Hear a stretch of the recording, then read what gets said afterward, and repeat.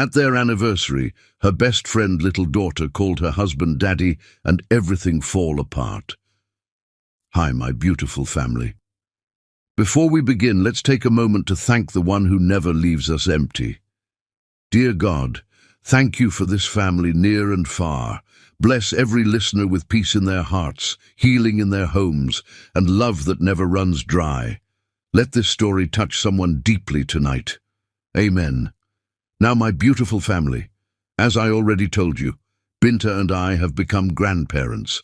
But today, Binta is not fully happy. She's gently complaining to you all, saying, "Why hasn't my family given any name suggestions yet?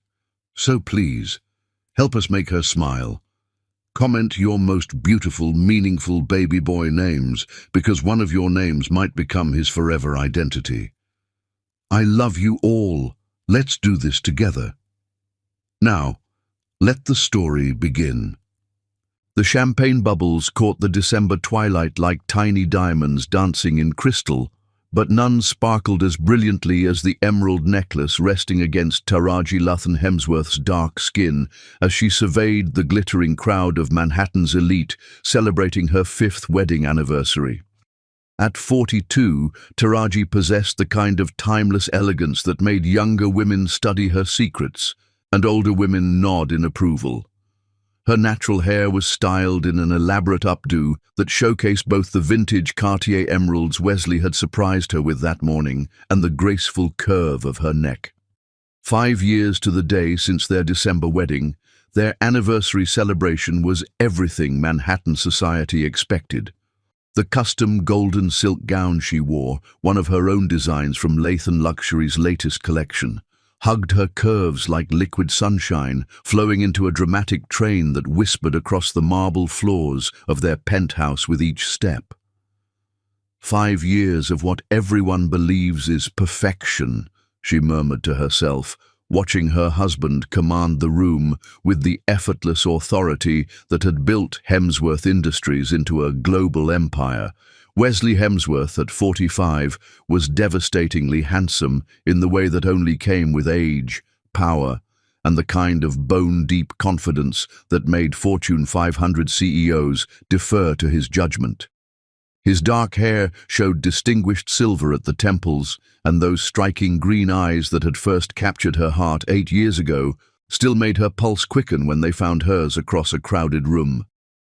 300 guests filled their penthouse, senators, celebrities, tech moguls, fashion royalty, and old money aristocrats who rarely deigned to attend anyone's private celebrations. But this wasn't just anyone's party. This was the 5th anniversary of the most talked-about power couple in Manhattan, and everyone who mattered had moved mountains to be here. Ladies and gentlemen, Wesley's rich baritone cut through the elegant chatter like warm honey, causing conversations to fade into expectant silence.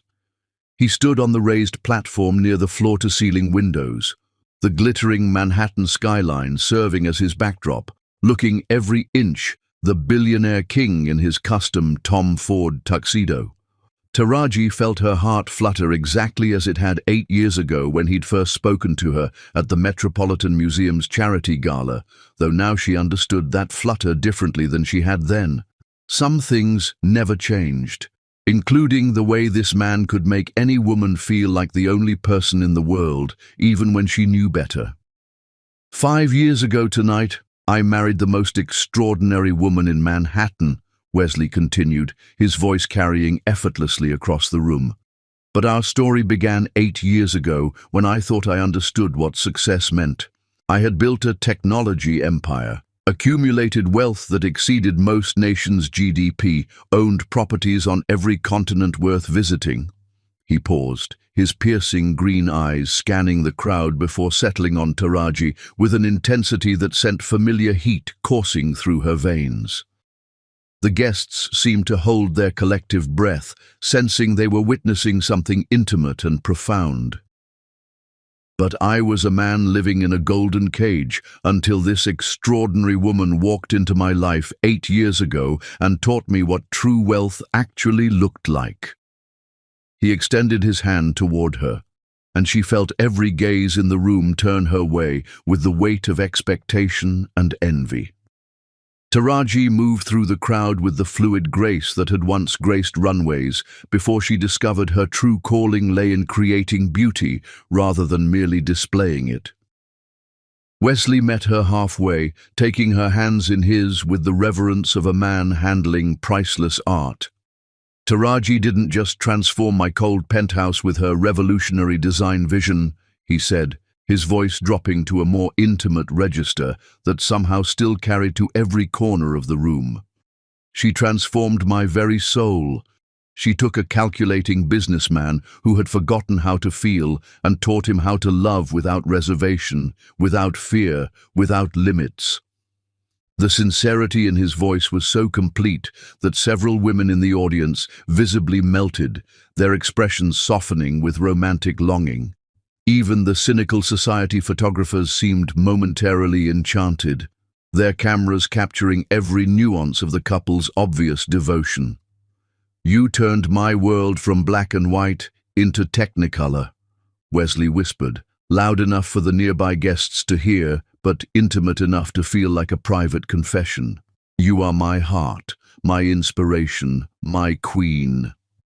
When his lips claimed hers, the kiss was passionate enough to make the society photographer's cameras flash frantically, yet tender enough to bring actual tears to the eyes of the romantic souls in attendance. Taraji melted into him, playing her role perfectly, while her mind calculated every detail of the performance they were both delivering. The applause was thunderous, but Taraji barely heard it through the rushing sound of her own pulse. This man, this moment, this life they had built together. To everyone watching, it was everything anyone could ever dream of during those lean years when ambition was all you had to sustain you. "Get a room, you two," called out a familiar voice from the crowd, earning delighted laughter from the guests. Taraji turned to see Mirellen Cross approaching with a champagne flute in each hand and her trademark mischievous grin.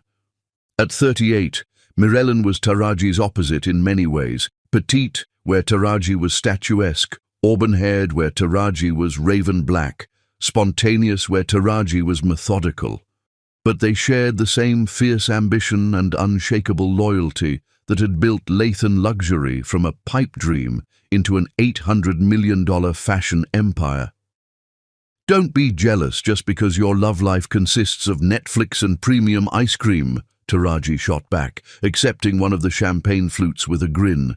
It was their usual banter, polished from years of friendship and business partnership. "Hey, Ben and Jerry never let me down," Mirellen retorted.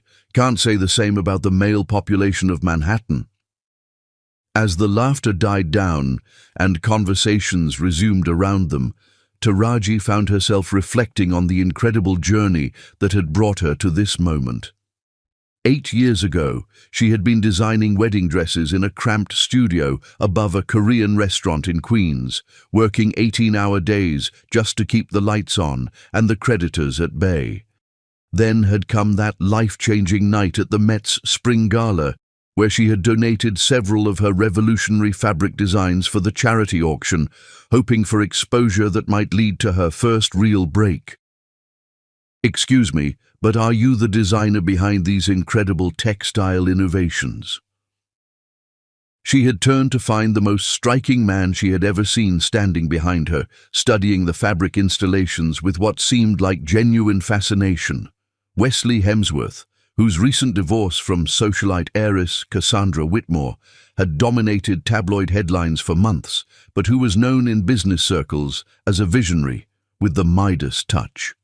"Guilty as charged," she had replied, surprised by his obvious knowledge of textile engineering. Most wealthy patrons at these events treated designers like invisible service providers.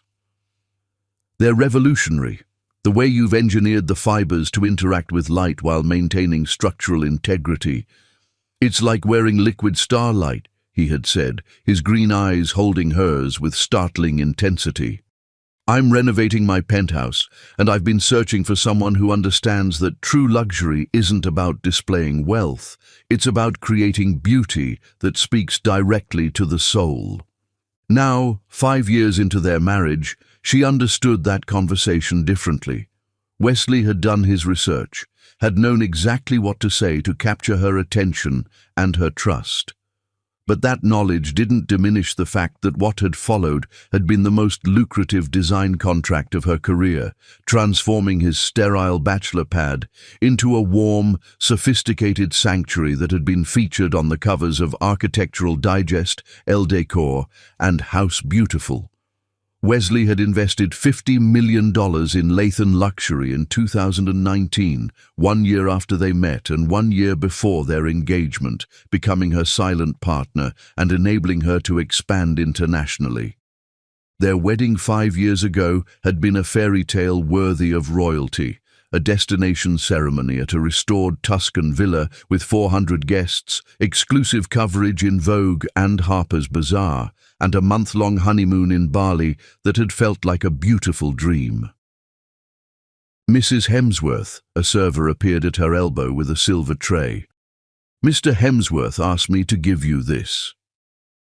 Taraji accepted the small velvet box with curiosity, opening it to reveal a stunning pair of diamond earrings that perfectly complemented her emerald necklace. The card tucked inside read, "For the woman who makes every day feel like our wedding day, forever yours, W.A." "That man is disgustingly romantic," Mirellen observed, peering over her shoulder. "It's actually offensive how perfect you two appear to be together." Appear to be. Mirellen's choice of words was more accurate than she knew. As if summoned by their conversation, Wesley appeared beside them, sliding his arm around Taraji's waist with the possessive pride of a man who knew exactly how valuable his acquisition had become. "Are you ladies conspiring against me?" he asked, pressing a kiss to Taraji's temple. "Always," Mirellen replied cheerfully. "It's what best friends do." "Good thing I'm irresistible then," Wesley said with the kind of confident charm that should have been obnoxious but somehow managed to be endearing. "Your humility is truly inspiring," Taraji said dryly, earning another round of laughter. As the evening continued, Taraji moved through the party in a golden haze of performance. This was her life now, sophistication, success, and a love story that made other women sigh with envy. She had everything she had ever wanted, and tomorrow would bring even more possibilities. What none of the guests could have known was that exactly 7¾ years ago, just 2 months after Wesley had first approached her at the Met Gala, he had reconnected with his college girlfriend and begun an affair that would produce a daughter. A daughter who would soon make an innocent comment that would expose the truth about the man everyone believed to be Manhattan's most devoted husband. If only the distinguished guests raising champagne toasts to eternal love had known that by this time tomorrow their perfect power couple would be at the center of the most spectacular scandal in Manhattan's social history, and that one of them had been planning for this moment far longer than anyone could have imagined. Chapter 2: Silk Threads and Hidden Thorns. The morning light streaming through the penthouse's floor-to-ceiling windows turned everything into liquid gold, but nothing glowed quite as beautifully as Taraji's skin as she stood in their gourmet kitchen, wearing nothing but Wesley's crisp white dress shirt from the night before. She moved with unconscious grace as she prepared his favorite breakfast: steel-cut oats with fresh blueberries from their private rooftop garden, artisanal honey from a farm in Vermont, and Ethiopian coffee that cost more per pound than most people's weekly grocery budget. After 5 years of marriage, she had memorized every detail of his morning routine, from how he liked his coffee, black, no sugar, served at exactly 165 degrees, to the way he preferred his newspapers arranged: Wall Street Journal first, Financial Times second, New York Times Business section third. "Good morning, beautiful," Wesley's voice rumbled behind her as strong arms encircled her waist. Even after 5 years, his touch still sent electricity racing through her nervous system. though now she understood that her body's response and her mind's calculations operated on entirely different frequencies. He nuzzled her neck, his morning stubble rough against her smooth skin, his breath warm and intimate. "Last night was perfect. You were perfect." She murmured, leaning back against his solid chest, inhaling his distinctive scent, sandalwood, bergamot, and something indefinably masculine that belonged only to him. The guests certainly seemed to enjoy themselves. "They always do when they're witnessing something real," Wesley said, and Taraji had to admire his ability to deliver lies with such complete conviction. She turned in his arms, struck again by how devastatingly handsome he was in the morning light. Silver-threaded hair, slightly mussed from sleep, those mesmerizing green eyes, still heavy with drowsiness, wearing nothing but black silk pajama pants that rode low on his lean hips. At 45, he maintained the physique of a man 20 years younger through religious adherence to his personal trainer and a diet that would make a monk weep with envy. "I love you," she said simply, the words carrying the exact weight of truth that the moment required. "And I love you," he replied, though something flickered across his features, too quick for most people to identify, but Taraji had learned to read his micro-expressions like stock market fluctuations. More than you could possibly know. The irony was that she knew exactly how much he loved her, precisely enough to maintain their profitable arrangement while protecting his more complicated commitments. It was actually quite romantic, in a sociopathic sort of way. As they settled into breakfast at their marble-topped island, surrounded by the warm luxury of their perfectly appointed kitchen, Taraji's mind drifted back to their fairy tale beginning. The transformation of their relationship from business partnership to passionate romance had been swift and overwhelming, like being caught in a beautiful hurricane that you only later realized had been carefully engineered by meteorologists. "I've been thinking about our European expansion," Wesley said, scrolling through emails on his phone while eating. "The Venetti deal opens up some interesting possibilities for broader market penetration." "Oh." Taraji kept her voice carefully neutral, though internally she smiled at how predictably he moved conversations toward business when he was planning something. "I think we should consider accelerating the timeline. Maybe fast-track some of the corporate restructuring to take advantage of favorable international tax considerations." Corporate restructuring. How romantic. Wesley's euphemisms for gradually stealing her company had become quite creative over the years. "That sounds complex," she said. "Would that affect the ownership structure we discussed last year?" "Potentially, but don't worry about the technical details. My attorneys can handle all the complicated legal work. You should focus on what you do best, creating beautiful things that make us both rich." The patronizing tone would have been infuriating if she hadn't been expecting it. Wesley had perfected the art of making theft sound like protection, manipulation sound like support. "Of course," she agreed.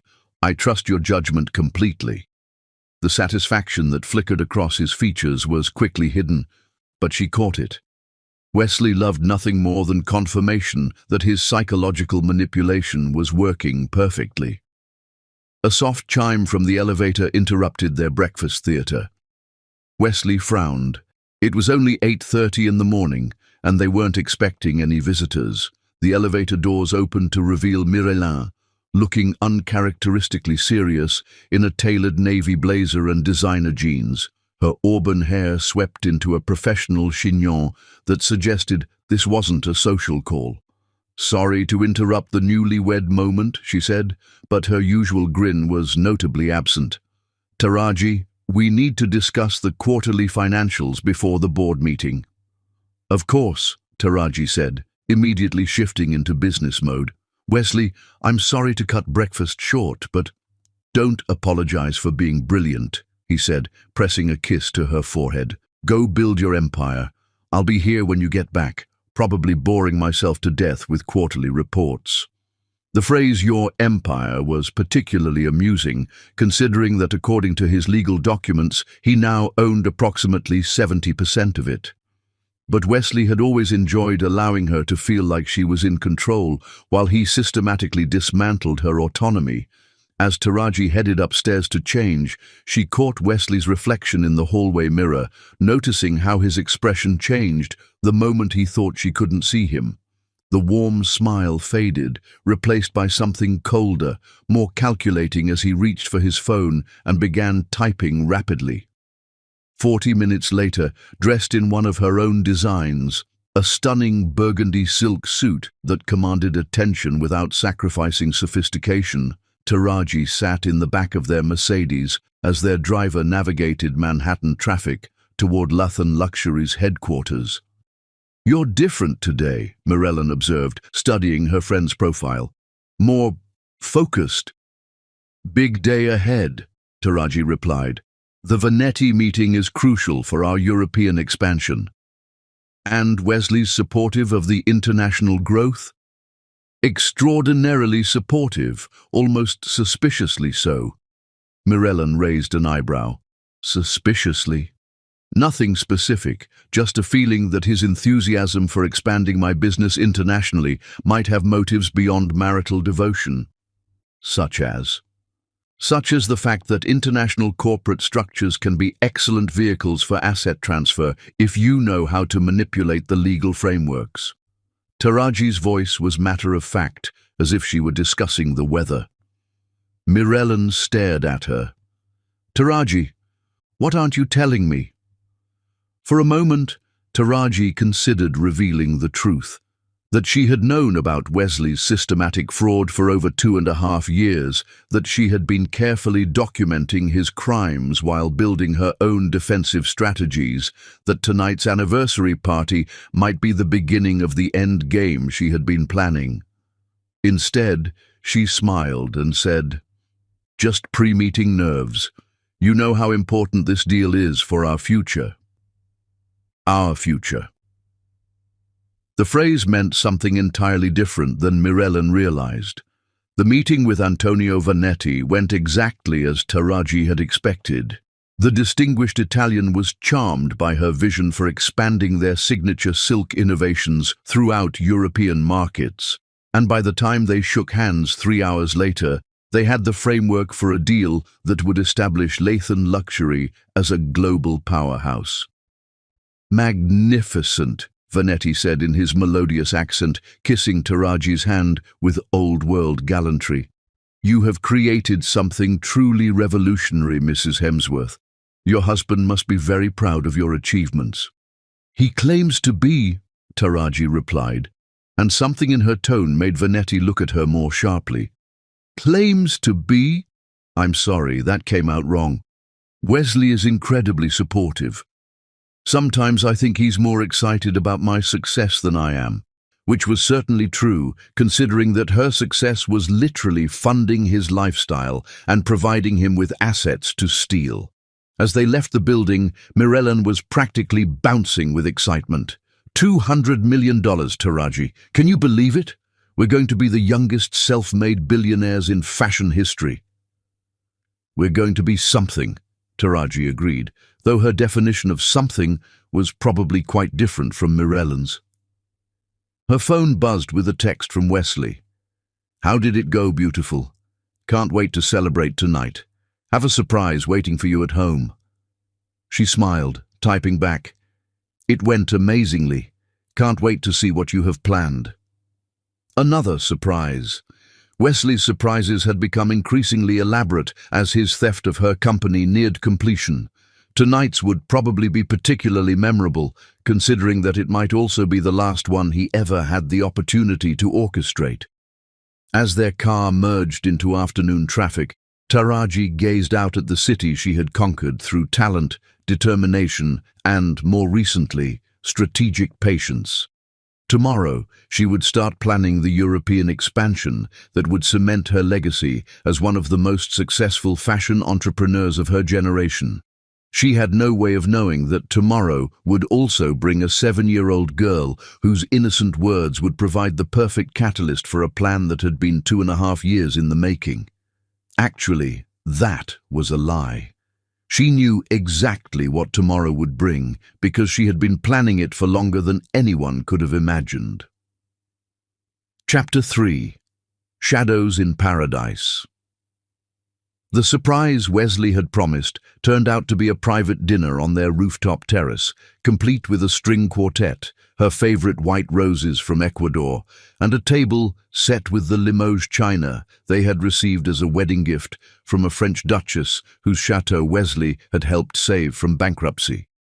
Taraji stood at the edge of their terrace, Manhattan glittering like a jeweled tapestry beneath them, feeling like she was watching the final act of a very long, very complex play as Wesley approached with 2 glasses of Armand de Brignac champagne, the same vintage they had shared on their wedding night in Tuscany. "To the most brilliant woman I've ever known," he said, his green eyes reflecting the city lights as he handed her a glass. "And to conquering Europe together." "Together," she echoed, touching her glass to his, though she noted how seamlessly he inserted himself into her achievements. After 5 years of marriage and 2.5 years of careful observation, Wesley's linguistic patterns had become as predictable as sunrise. They settled at the candle-lit table, and Wesley signaled the quartet to begin playing. The haunting melody of Pachelbel's canon filled the air, the same piece that had played during their first dance as husband and wife, back when she had still believed in the fairy tale he was selling. "This is absolutely perfect," Taraji said, leaning across to squeeze his hand. "But you didn't have to go to all this trouble just because I signed a contract." "It's not just any contract," Wesley replied, his thumb tracing circles on her palm in a gesture that had once made her melt and now made her calculate. "This is the deal that's going to establish Lathan Luxury as the premier fashion house in the world. You've earned this celebration." "We've earned this celebration," she corrected silently. After all, Wesley's systematic manipulation of her corporate structure over the past 5 years had been quite impressive in its scope and sophistication. He deserved some credit for his criminal enterprise. As they talked through dinner, Wesley's famous chef had prepared a 7-course tasting menu that was pure artistry on porcelain. Taraji found herself admiring her husband's performance. After 5 years, she knew every expression, every micro-emotion that crossed his features, but his ability to project sincerity while planning betrayal was genuinely remarkable.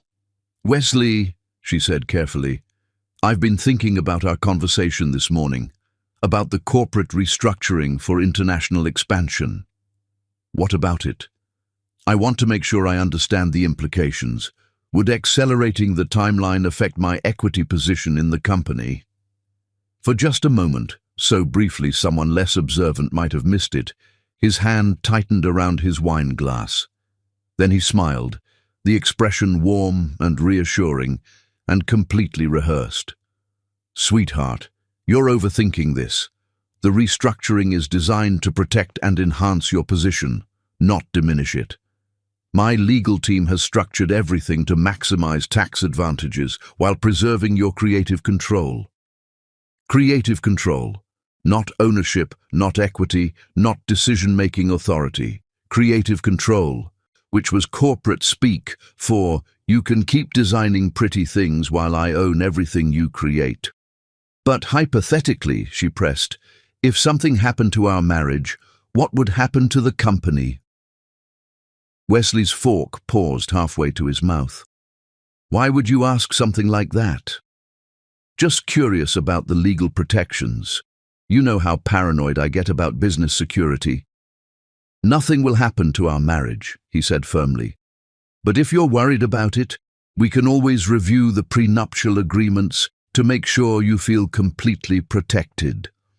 The prenuptial agreements that would leave her with essentially nothing if their marriage ended under any circumstances that could be construed as her fault. Those prenuptial agreements." "That would be wonderful," she said warmly. "I trust your judgment completely." Wesley's smile was brilliant with satisfaction. He loved confirmation that his psychological manipulation was working perfectly, that she remained the compliant, trusting wife who never questioned his increasingly complex financial maneuvering. His phone buzzed against the table, and his entire demeanor shifted. The romantic husband disappeared, replaced by the ruthless businessman who had built a tech empire through sheer force of will. "I'm sorry, I have to take this," he said, already standing. "It's about the monthly arrangements." As he walked to the far side of the terrace, speaking in low, urgent tones, Taraji found herself listening to fragments of the conversation. She caught pieces, something about keeping payments discreet, maintaining separate accounts, and ensuring that the arrangements stayed completely invisible from Manhattan operations. When he returned to the table 15 minutes later, his smile was perfectly in place, but there was tension around his eyes that suggested the call hadn't gone as smoothly as he'd hoped. "Crisis averted," he said lightly. "You know how it is with international operations." "Of course," Taraji agreed, though she knew Wesley's business well enough to know that he rarely handled operational issues personally, especially not with the kind of secrecy she had just witnessed. Her own phone rang, providing a welcome interruption to Wesley's increasingly transparent lies. "Zirelia," she answered, recognizing her college friend's number. "Is everything okay? It's pretty late." "I'm so sorry to bother you," came Zirelia's voice, tight with an emotion that Taraji had learned to recognize as guilt mixed with desperation. "I know you and Wesley are probably celebrating, but I have a small emergency. My babysitter just cancelled for tomorrow night, and I have that job interview I can't reschedule. I was wondering—" "Of course we can watch Arisha," Taraji said immediately, though she noticed how Wesley's expression changed when she mentioned the little girl's name. "You know we love having her here. Thank you so much. I'll drop her off around 6 tomorrow evening.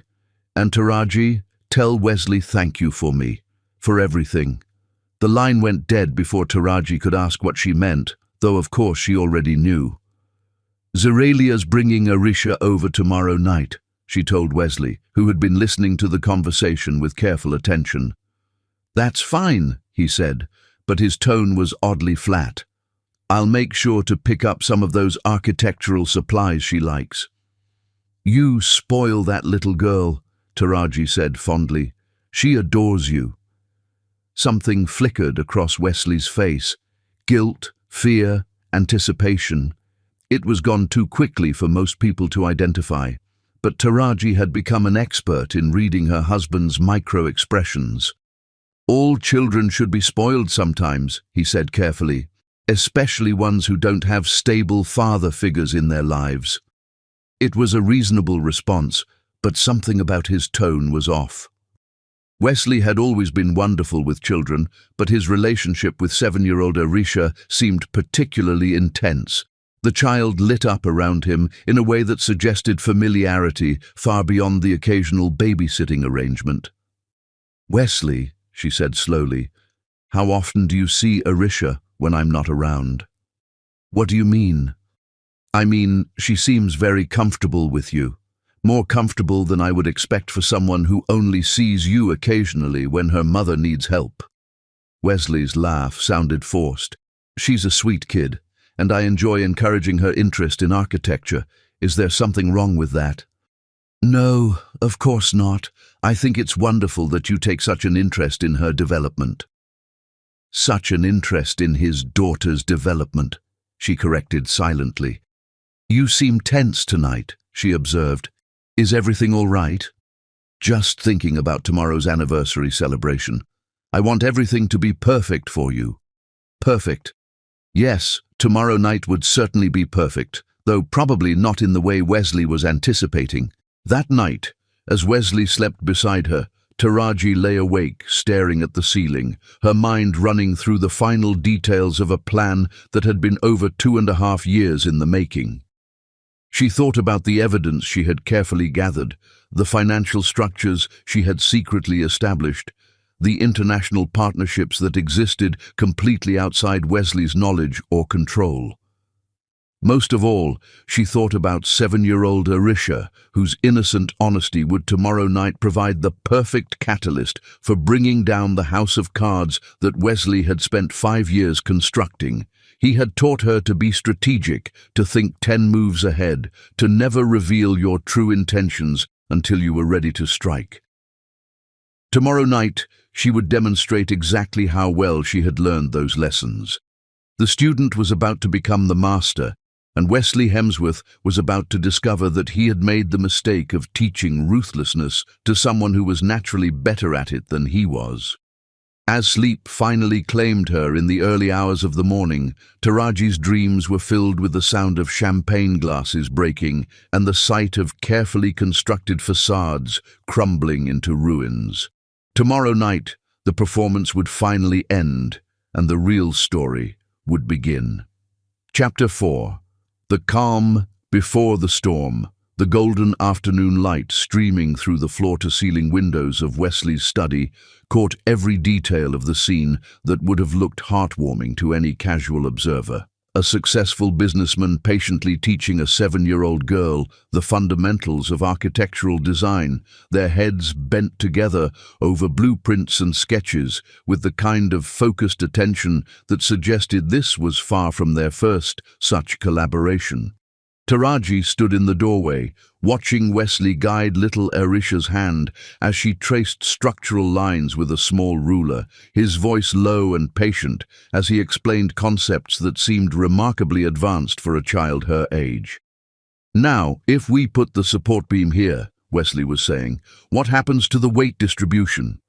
"It goes to the corners," Arisha said excitedly, her dark eyes that were unmistakably identical to Wesley's, shining with understanding. "Just like you taught me before." "Exactly right, sweetheart. You're going to be a brilliant architect someday." The pride in Wesley's voice was unmistakable, but it wasn't the casual affection of a family friend encouraging a child's interests. It was something deeper, more personal, more possessive. Taraji had heard that exact tone when Wesley spoke about his own achievements, his own legacy, his own genetic superiority. His own daughter. "I hope you're not filling her head with too many big dreams," Zeralia said from behind Taraji, her voice carrying that familiar mixture of gratitude and guilt that had become her signature emotional state over the past year. Taraji turned to study her college friend's face, noting the dark circles under her eyes and the way her hands trembled slightly as she clutched her designer purse, yet another expensive item that didn't match her supposed financial struggles as a freelance photographer. "There's nothing wrong with big dreams," Taraji said carefully. "Though I have to ask Zeralia, that dress Arisha is wearing, those shoes, even her hair accessories, they look like they cost more than most people spend on children's clothes in a year. How are you managing that kind of expense?" The color drained from Zeralia's face so quickly that Taraji actually took a step forward, concerned her friend might faint. Someone gave them to me," Zeralia stammered. "A client who was cleaning out her daughter's closet. You know how rich people are, they barely wear things once before getting rid of them." It was a reasonable explanation delivered by someone who had clearly rehearsed it multiple times, but Zeralia couldn't meet her eyes when she said it. More tellingly, her gaze kept drifting toward Wesley and Arisha with an expression that looked like a mixture of longing and terror. "Mommy, look!" Arisha called out, holding up her drawing. Mr. Wesley, taught me how to make buildings that won't fall down in earthquakes." The slip was so quick, so innocent, that most people would have dismissed it as a child's confusion. But Taraji had been documenting exactly these kinds of moments for over 2 years, ever since she had first begun to suspect the true nature of Wesley's relationship with Zeralia and her daughter. "That's wonderful, baby," Zeralia said quickly, but her voice was strained. "Why don't you show Aunt Taraji what else you've been working on?" As Arisha bounded over with her drawing, Taraji knelt to examine the child's work. The architectural concepts were surprisingly sophisticated for a 7-year-old, the kind of understanding that came from extended, detailed instruction rather than casual playtime. "This is incredible, sweetheart," Taraji said honestly. "How long have you been learning about buildings?" "Since I was really little," Arisha said enthusiastically. "Daddy, Mr. Wesley, has been teaching me for my whole life practically. He even gave me my own drawing table at home with real architect tools. A drafting table with professional tools. Not the kind of gift a family friend would casually purchase for someone else's child, but exactly the kind of investment a father would make in his daughter's education." "That was very generous," Taraji said, looking up to find Wesley watching them with an expression of carefully controlled panic. "Every future architect needs proper tools," Wesley replied, but there was something defensive in his tone that confirmed everything Taraji had already figured out. Zerelia quickly moved to distract Arisha with promises of ice cream, but not before Taraji caught the desperate look that passed between her friend and her husband. It was the kind of silent communication that only came from shared secrets, shared guilt, shared stakes in keeping certain truths hidden. "I should go," Zerelia said abruptly. "The interview is in an hour, and I need to prepare." She knelt to kiss Arisha goodbye, whispering something in the child's ear that made the little girl nod solemnly. Then she stood, hugged Taraji quickly, and headed for the elevator without making eye contact with Wesley. "Thank you again," she called as the elevator doors closed. "I'll pick her up in the morning." The penthouse felt charged with tension after Zerelia's departure, filled with undercurrents that Taraji was pretending to just now begin to understand. Wesley had returned to his study, supposedly to handle some urgent emails, while Arisha settled in the living room with her coloring books and the expensive art supplies that, Taraji now realized, were permanently kept in their guest room. How long had they been keeping art supplies specifically for this child? How often did Arisha visit when Taraji was conveniently away on business trips? "Aunt Taraji?" Arisha's small voice interrupted her spiraling thoughts. "Can I ask you something?" "Of course, sweetheart. Do you think Mr. Wesley would be a good daddy?" The question was delivered with the innocent directness that only children possessed, but it hit Taraji like a physical blow. She stared at the little girl, noting for the first time how her dark curls caught the light exactly the way Wesley's hair did, how her chin had the same stubborn set, how her hands moved with the same unconscious elegance. "That's an interesting question," Taraji managed. "Why do you ask?" "Because Mommy says he already kind of is one. She says he takes care of us like daddies are supposed to take care of their families. But we have to be careful about who we tell, because not everyone would understand." The world seemed to tilt sideways. Even though Taraji had known this truth for over 2 years, hearing it confirmed by the innocent honesty of a 7-year-old child still carried an emotional impact that she hadn't fully prepared for. "Arisha, honey, how often does Mr. Wesley visit you and your mommy?" "Lots of times. He comes every week, sometimes more. He brings me presents and helps Mommy with scary papers from the bank. And sometimes he takes us to dinner at really fancy restaurants where everyone knows his name." Weekly visits, financial support, fancy restaurants where the staff knew Wesley personally. This wasn't casual friendship. This was a pattern of paternal involvement that had been carefully hidden from Taraji for years. "Does your mommy seem happy when Mr. Wesley visits?" Arisha considered this with the seriousness that only children could bring to complex emotional questions. "Sometimes, but sometimes she cries after he leaves. She thinks I don't see, but I do." "Why do you think she cries?" "I think it's because she loves him, but she can't tell anyone, like in the movies when people have secret loves that make them sad." Out of the mouths of babes. Arisha had just summarized the entire situation with the clarity that only came from a child's unfiltered observation of adult behavior. "Arisha," Taraji said carefully, "do you know when your birthday is?" November 20th. I just turned 7 last month. November 20th, 7 years ago. That put Arisha's conception in February 2018. Exactly 7¾ years ago, just 2 months after Wesley had met Taraji at the charity gala, but right when he had reconnected with Zeralia. Wesley had reconnected with Zeralia and gotten her pregnant while he was simultaneously pursuing Taraji as his next target. Then, when Arisha was born 7 years ago, he had continued developing his relationship with Taraji while maintaining his secret family. "Aunt Taraji, are you okay? You look sad." Taraji forced a smile, though it felt like her face might crack from the effort.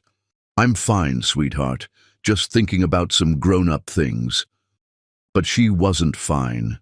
Even though she had known this truth for over 2 years, even though she had been carefully planning for this moment, hearing it confirmed by the innocent honesty of a 7-year-old child still felt like having her heart ripped out of her chest and handed back to her in pieces. Wesley had been living a triple life since before their relationship had even begun. The man she had loved completely, trusted absolutely, built a future with. He had been supporting another woman and raising his biological daughter while playing the role of devoted husband. "Mr. Wesley," Arisha called out as footsteps approached from the study. "Can we work on the castle design now?" Wesley appeared in the doorway, and Taraji watched his face transform as his gaze fell on the little girl.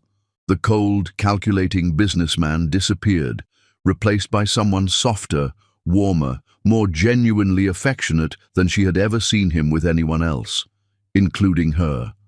"Of course we can, Princess," he said, and the endearment hit Taraji like a slap. "Princess." He called his secret daughter Princess with the same natural affection that he called Taraji beautiful or sweetheart. This wasn't performance or manipulation. This was genuine paternal love. As Wesley settled on the floor beside Arisha, pulling out a new set of colored pencils that he had obviously brought specifically for her, Taraji realized that tomorrow night's anniversary party wasn't going to be the celebration of their perfect love that their guests expected. It was going to be the night when Wesley's perfect dual life finally, irrevocably, fell apart. Because while he had been teaching her to be strategic and ruthless over the past 5 years, he had forgotten that the best students often surpass their teachers. Tomorrow night, Arisha's innocent honesty would provide the catalyst, but the explosion that followed would be entirely Taraji's design. Wesley Hemsworth was about to learn that he had made the fatal error of underestimating the woman whose life he had tried to steal. Chapter 5. The First Earthquake. The crystal chandelier had never looked more magnificent than it did reflecting off 300 champagne glasses raised in celebration. But Taraji Lathan Hemsworth felt like she was standing at the epicenter of an earthquake as she watched the final moments of her 5-year performance draw to its carefully orchestrated close. "To the most enviable couple in Manhattan," called out Senator Harrison, his voice carrying across the penthouse's main reception room, "may you have 50 more years of happiness."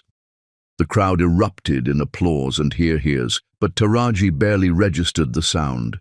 She was too busy watching 7-year-old Arisha, who had arrived an hour earlier with Zeralia and immediately sought out Wesley, like a compass needle finding true north.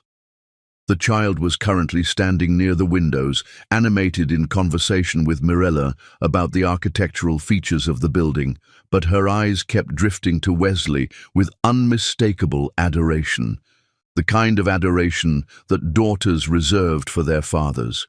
"You look absolutely radiant tonight," whispered Margaret Ashworth, the society doyenne whose approval could make or break Manhattan's social climbers. At 85, she had witnessed enough scandals to recognize the signs when a perfect facade was about to crack. "Though I must say there's something different about your energy tonight, dear. Something almost electric." "Just overwhelmed by all the love in the room," Taraji replied automatically, her social training allowing her to function even as she counted down the minutes until detonation. Wesley appeared at her elbow, Devastatingly handsome in his custom Armani tuxedo, his green eyes warm as they focused on her face. To any observer, he looked like a man completely devoted to his wife. But Taraji could see the careful calculation behind his expressions, the way he monitored the room even as he played the loving husband. "Dance with me," he murmured, extending his hand. She allowed him to lead her to the small area they had cleared for dancing, where other couples swayed to the music of the live jazz ensemble Wesley had flown in from New Orleans. As his arms encircled her waist, she caught Zeralia watching them from across the room, her face a mask of pain so profound that Taraji almost felt sorry for her. "Almost. You've been quiet tonight," Wesley said, his breath warm against her ear. "Are you feeling all right?"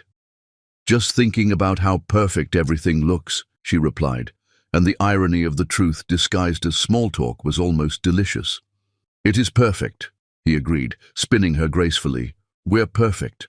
The words that once would have made her heart soar now felt like the final lines of a play she was eager to finish. How many times had he said similar things to Zeralia? How many promises had he made that he never intended to keep? "Wesley," she said carefully, "I've been thinking about what we discussed regarding expansion, about building something that will last." She felt him tense almost imperceptibly, his hand tightening on her waist. "What about it?" "I want to move faster. I want to start building our family. I'm 42, and if we're going to have children—" "Let's not discuss this here," he interrupted, his voice carrying a sharp edge that made several nearby couples glance their way. "When, then? Every time I bring it up, you change the subject or find an excuse to postpone the conversation." For a moment, his carefully constructed mask slipped, and she saw something ugly in his expression. Irritation, calculation, even a flash of what might have been panic. "Taraji, you're being unreasonable. We've discussed this. The business expansion, the European deals. This isn't the right time." "It's never the right time with you," she said, her voice carrying just enough to be heard by nearby dancers. "But maybe that's because you already have a child." The words hung in the air between them like a live grenade. Wesley's face went completely white, his green eyes wide with shock and something that looked like terror. "What are you talking about?" "I'm talking about Erisha. I'm talking about the weekly visits, the drafting table, the expensive clothes, the way she looks at you like you're the center of her universe. I'm talking about the fact that she has your eyes, your chin, your mannerisms." "You're being paranoid," he said, but his voice lacked any conviction. "Am I? Then explain to me why a 7-year-old child has been visiting our home regularly for years. Explain why you pay for her clothes, her toys, her education. Explain why she calls helping her with homework our special time together." Each accusation landed like a physical blow, and Wesley's facade cracked a little more with each word. Around them, other couples continued dancing, but Taraji could see Margaret Ashworth watching them with sharp, calculating eyes that missed nothing. "Taraji, please, not here." "Not here?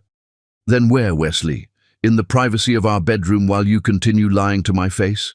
In your study while you video call your other family?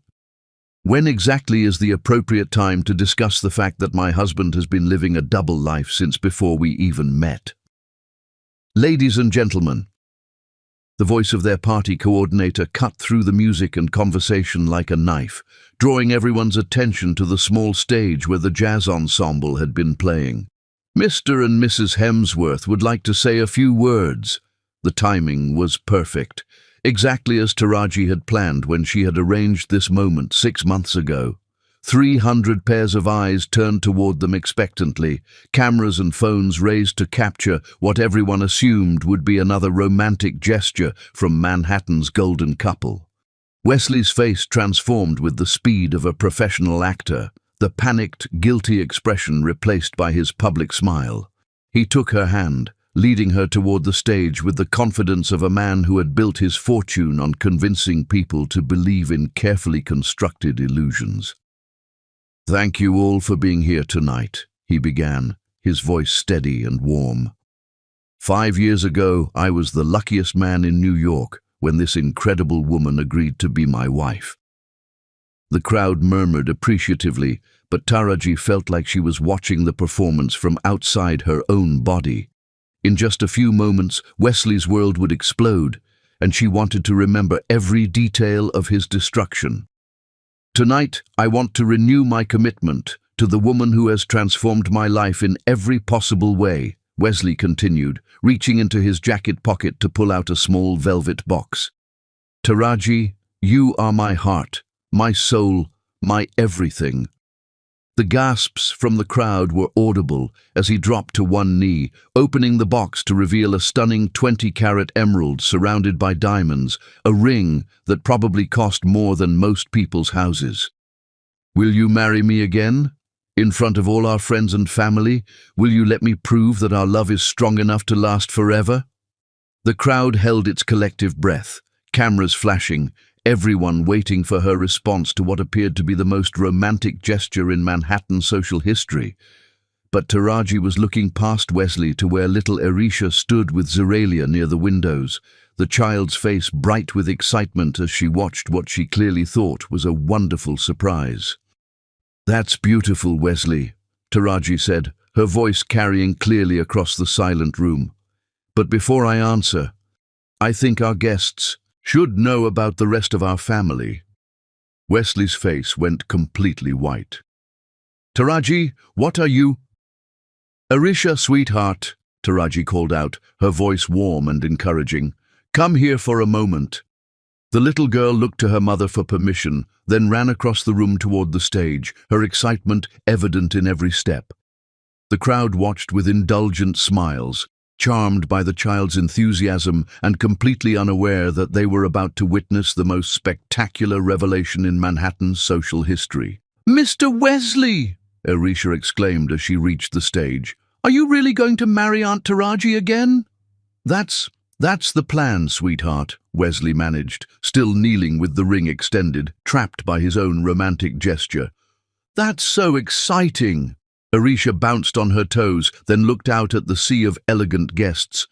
Does this mean I can call you Daddy at the wedding instead of just at home? The words echoed through the suddenly silent penthouse like a gunshot. 300 champagne glasses seemed to freeze mid-sip. The jazz ensemble's music faltered and stopped. Even the city sounds from outside seemed to fade into absolute quiet. Arisha, oblivious to the devastation she had just unleashed, continued chattering happily. Mommy always says I have to call you Mr. Wesley when other people are around, but you're my daddy. And if you're marrying Aunt Taraji again, does that make her my step-mommy? Because that would be so cool. The silence that followed was deafening.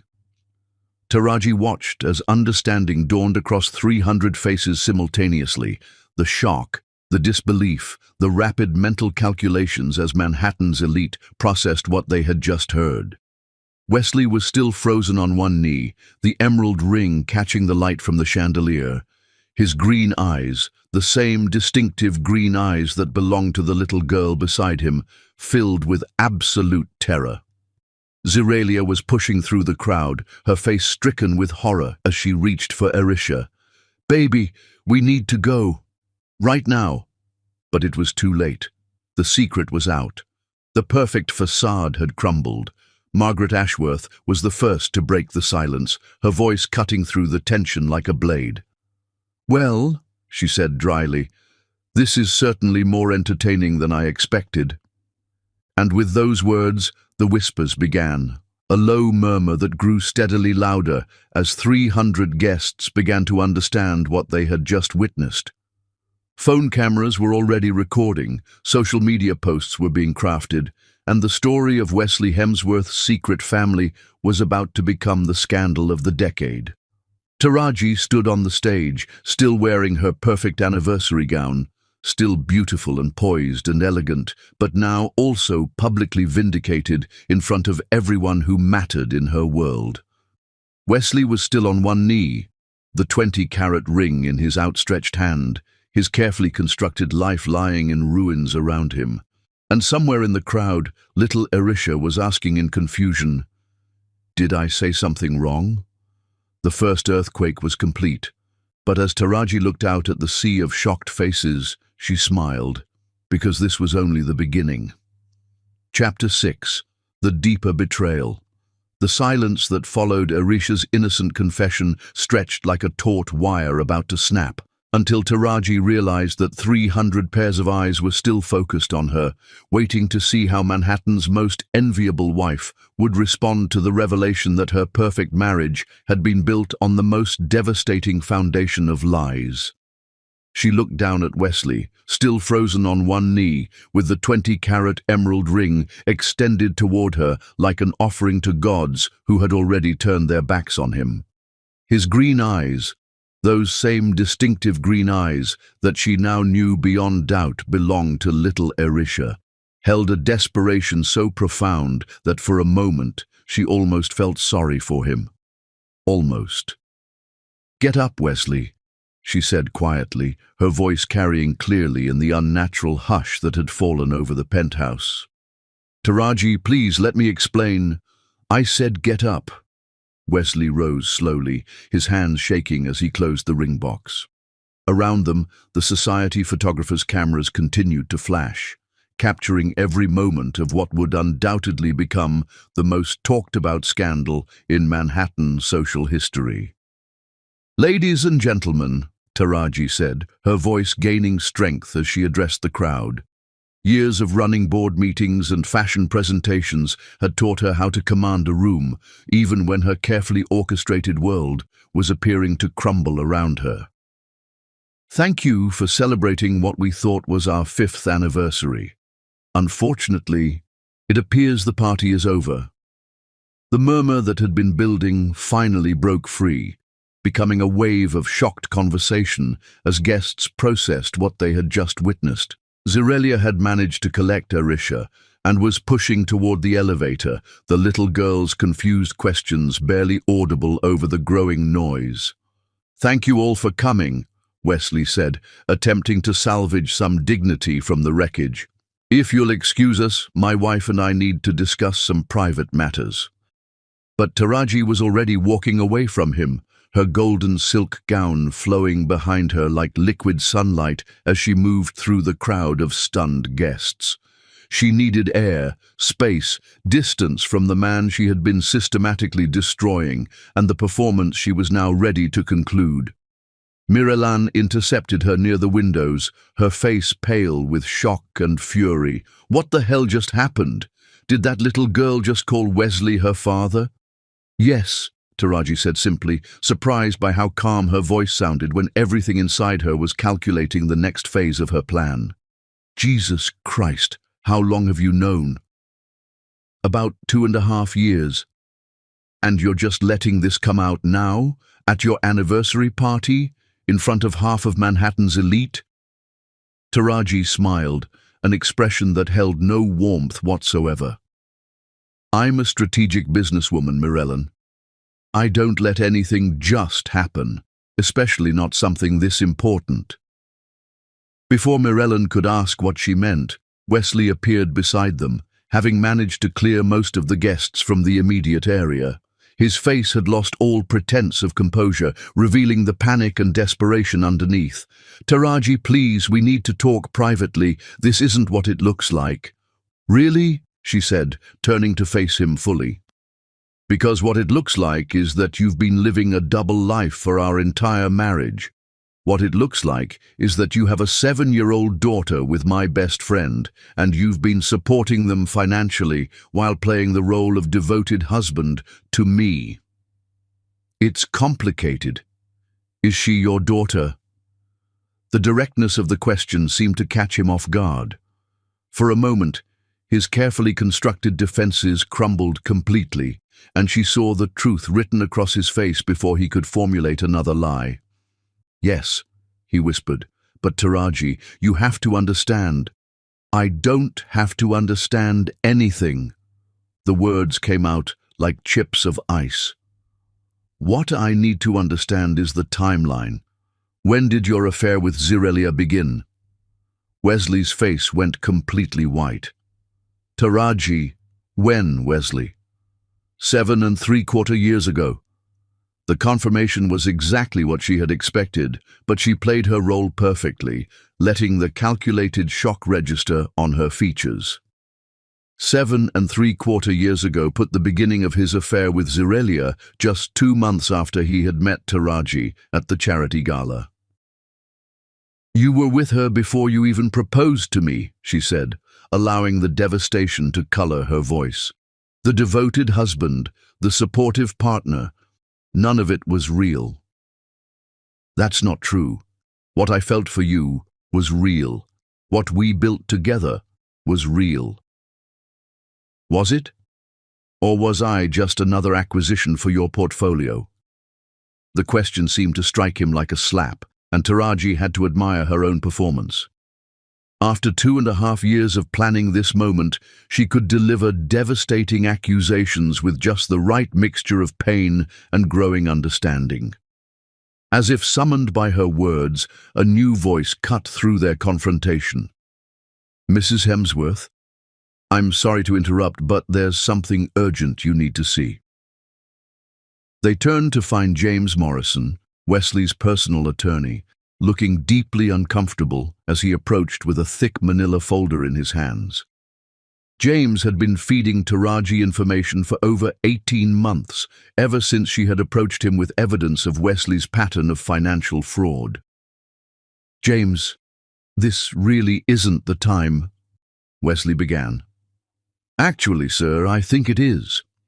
Mrs. Hemsworth asked me to review the corporate structure for the European expansion deal, and I discovered some irregularities that require immediate attention." Taraji felt a familiar thrill of anticipation. This was the moment she had been building toward for over 2 years, the revelation that would destroy Wesley completely while positioning her as the brilliant victim who had discovered his systematic theft. "What kind of irregularities?" she asked, her voice perfectly pitched with growing concern.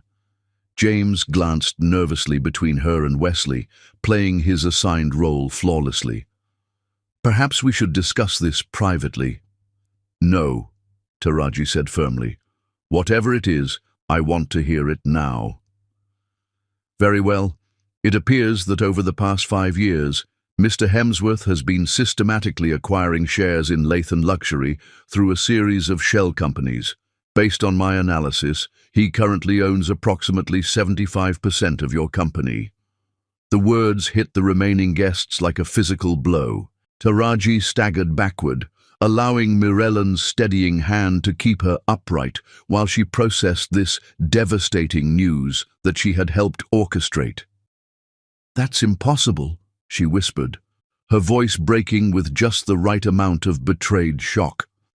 "I own my company. I built it from nothing."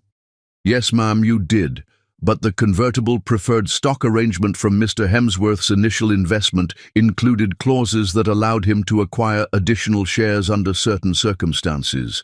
He's been exercising those options regularly, using profits from Hemsworth Industries to purchase equity through intermediary companies." "You bastard," Mirellan snarled, taking a step toward Wesley. "You absolute fucking bastard." "It's not what you think," Wesley said desperately. "I was protecting the company, protecting our future." "Protecting it from whom?" Taraji asked, her voice dangerously quiet. "From me? You don't understand business the way I do. Fashion is volatile, unpredictable. I was ensuring that Latham Luxury would survive market fluctuations, economic downturns, by stealing it from me, by securing it for our future, for our family." "What family?" The words exploded out of her with enough force to make nearby guests turn and stare. "You already have a family. You have a daughter with another woman, and now I find out you've been slowly stealing my company for 5 years. I can explain everything." "Can you explain the prenuptial agreement?" James Morrison interrupted quietly, right on cue. "Because that's another issue we need to discuss publicly." Taraji turned to stare at the attorney, delivering her lines with perfect timing. "Yes. Let's make sure everyone understands what the prenup contains. The morality clauses are very specific. If the marriage is dissolved due to what the agreement terms misconduct on your part, you forfeit all claims to marital assets, including any stake in jointly held businesses. That's right, Taraji said, her voice carrying calculated outrage. I signed a prenup that was designed to trap me. If I leave him for any reason that could be construed as damaging his reputation, I lose everything. No, ma'am, but the agreement is broadly written. Any action that could be interpreted as harming Mr. Hemsworth's reputation or business interests could potentially trigger those clauses. The trap was so elegant, so perfectly constructed, that Taraji almost had to admire Wesley's sophistication, even though she had been documenting its construction for over 2 years and had already developed comprehensive strategies to destroy it. You planned this, she said, turning to stare at her husband with manufactured, dawning understanding. All of it. The investment, the marriage, the prenup. You planned to steal my company from the very beginning. I planned to build something together, Wesley said, but his voice lacked conviction. No, you planned to take what I built and make it yours, just like you took what you had with Zeralia and made it secret, just like you took my trust and made it into a weapon against me.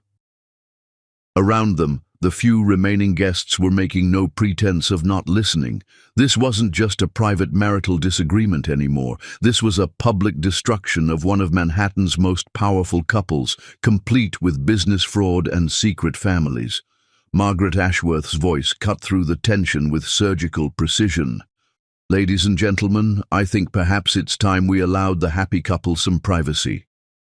But as the remaining guests began to file toward the elevator, Taraji realized that privacy was exactly what she didn't want.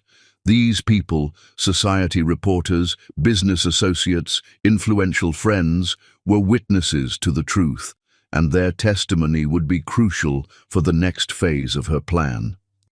James, she said quietly, I want you to prepare a complete forensic audit of all transactions between Hemsworth Industries and Latham Luxury over the past 5 years. I want to know every penny that changed hands and exactly how those shell companies were structured. Mrs. Hemsworth, I should point out that I represent Mr. Hemsworth's interests. Not anymore, she said, her voice gaining strength with each word. As of right now, you work for me. And if you're not comfortable with that arrangement, I'll find someone who is. James nodded slowly, exactly as they had rehearsed. I'll begin immediately, ma'am. And Mrs. Hemsworth, you should know that I've been documenting irregularities for some time. I have substantial evidence that Mr. Hemsworth's actions constitute fraud. Wesley's face had gone completely pale. Taraji, you're making a mistake. We can work this out. The only mistake I made was trusting you. She turned away from him, her golden gown flowing behind her like a battle flag. Get out of my house. This is my house too. Get out, she repeated, her voice carrying the authority of a woman who had built an empire and wasn't about to let anyone take it from her. Get out before I call security and have you removed. As Wesley finally left, his shoulders bowed in defeat, Taraji stood alone in the wreckage of her perfect life, surrounded by empty champagne glasses and wilted flowers. To any observer, everything she had believed about her marriage, her future, her very identity, had been shattered in the space of a single evening. But as she looked out at the Manhattan skyline glittering beyond her windows, she felt something cold and triumphant settling in her chest. Phase 1 of her plan was complete. Wesley's reputation was destroyed, his secret was exposed, and his systematic theft of her company was now documented and witnessed. Tomorrow, Phase 2 would begin. Wesley Hemsworth had spent 5 years teaching her to be ruthless, calculating, and strategic. He was about to discover that she had been a far better student than he had ever imagined. Chapter 7. Rising from the ashes. The champagne had gone flat, the flowers were wilting, and the perfect anniversary party lay in ruins around her. But Taraji Lathan Hemsworth had never felt more clearly focused in her entire life as she stood in her marble-floored kitchen at 3 in the morning, surrounded by legal documents and financial records that painted a picture of calculated deception spanning 5 years, evidence she had been carefully assembling for over 2.5 years. "Your credit cards have been frozen," Mirellan reported grimly, hanging up her phone after speaking with the bank's emergency services line. "All of them, even the ones tied to Lathan Luxury's business accounts." "Of course they have," Taraji said calmly, not looking up from the corporate filing she was reviewing. "Wesley's not stupid. He knows I'll fight back, so he's trying to eliminate my resources before I can mount an offensive." She had changed out of her golden anniversary gown into jeans and a crisp white shirt, her hair pulled back in a ponytail that made her look younger and infinitely more dangerous. The transformation from grieving wife to strategic warrior had taken less than 4 hours, and Mirellan was watching it happen with a mixture of awe and growing concern. "How can you be so calm about this? The man destroyed your life tonight." "No," Taraji said, finally looking up from her papers. "He revealed his true nature tonight. There's a difference." The distinction was important, though not for the reasons Mirellan understood. For 2.5 years, Taraji had been living in full knowledge of Wesley's systematic fraud, his secret family, his plan to steal her company. Tonight's revelation wasn't the discovery of betrayal. It was the carefully orchestrated beginning of his destruction. "I've been thinking about our first encounter," she continued, spreading corporate documents across the kitchen island with practiced efficiency. "The charity gala, the way he approached me about my textile innovations. What are the odds that a tech billionaire would have such detailed knowledge about fabric engineering that he could discuss it intelligently with a designer?" Mirellan frowned. "You think he researched you beforehand?" "I think he targeted me. Look at this timeline. He and Zirelia reconnected 7.75 years ago, just 2 months after he met me. Arisha was conceived just months later. He was already planning to support them financially when he decided to pursue the brilliant designer whose revolutionary silk blends were starting to attract industry attention." The pieces were clicking together with sickening clarity for Mirellan, though of course Taraji had understood the full scope of Wesley's manipulation for over 2 years. "That bastard," Mirellan breathed. "He seduced you to steal your company. He tried to succeed too, and he would have if I hadn't figured it out." Taraji's smile was sharp as a blade. "But I did figure it out, Mirellan. I figured it out 2.5 years ago, and I've been planning his destruction ever since." The confession hung in the air like a bomb. Mirellan stared at her friend, processing the implications of what she had just heard. "You've known for 2.5 years?"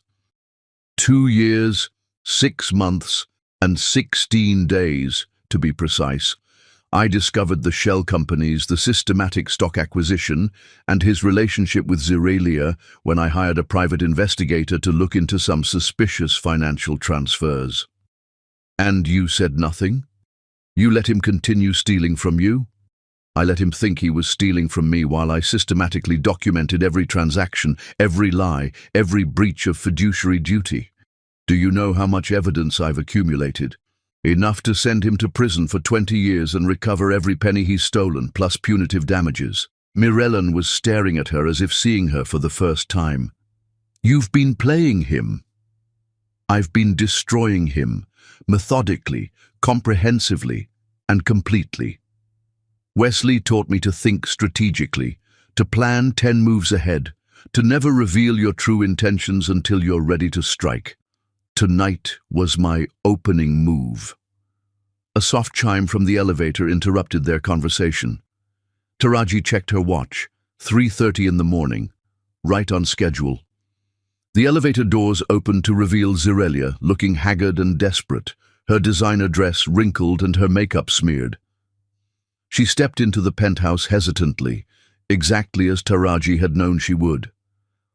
"I know you probably don't want to see me," she began, her voice shaky, "but I had to come. I had to try to explain. Explain what? Taraji asked, her tone perfectly calibrated between pain and growing anger. How you've been sleeping with my husband for 7¾ years. How you let me plan your birthday parties and buy Christmas presents for your daughter while you both laughed about what a fool I was. It wasn't like that, Zerelia cried, right on cue. I never laughed about you. I hated what we were doing. I hated lying to you every single day. But you did it anyway. Because I loved him. I've loved Wesley since college, since before either of us knew you existed. When he found me again 7¾ years ago, just 2 months after his initial meeting with you, he called me, said he'd made a terrible mistake, that he'd never stopped loving me, that he wanted to try again. Taraji nodded slowly, as if processing this information for the first time, rather than having known it for 2½ years. College? You knew Wesley in college? We dated for 2 years at Columbia. He was going to propose, but then his father threatened to cut him off financially if he married someone who wasn't from the right kind of family, someone who wasn't white, wealthy, and socially acceptable. The picture was becoming clearer and more disgusting with each revelation, though of course Taraji had known this entire history for over 2 years, so he dumped you to preserve his inheritance. He said it was temporary, that he would make his fortune and then come back for me. I believed him for years, waiting for him to keep his promise. Then I heard he'd married Cassandra Whitmore, and I realized I'd been fooling myself. Zerelia wiped her eyes, leaving streaks of mascara on her cheeks. I tried to move on. I had other relationships, but none of them felt real. Then 7¾ years ago, just 2 months after his initial meeting with you, he called me, said he'd made a terrible mistake, that he'd never stopped loving me, that he wanted to try again. But by then he was already pursuing other opportunities, Miralan interjected, still processing the scope of the deception. I got pregnant almost immediately, Zerelia whispered. Wesley said he was thrilled that we could finally be the family we were meant to be. But then he was also developing his relationship with you. And suddenly his plans became more complicated, Taraji said bitterly, though internally she was impressed by how well she could deliver these lines after 2½ years of practice. He said your company had potential, that a strategic partnership could be mutually beneficial. He promised me it was just business, that once he'd secured the investment returns, he would leave you and we could be together openly. The manipulation was breathtaking in its scope. Wesley had convinced Zerelia that his marriage to Taraji was just an extended business deal, while convincing Taraji that his investment in her company was motivated by love and support for her dreams. You believed him, Taraji said. I wanted to believe him, and he was so convincing. He showed me the corporate structures, explained how he was slowly gaining control of your company. He said once he owned the majority stake, he could dissolve the marriage, claim the business, and finally give Arisha the legitimate family she deserved, while destroying me in the process.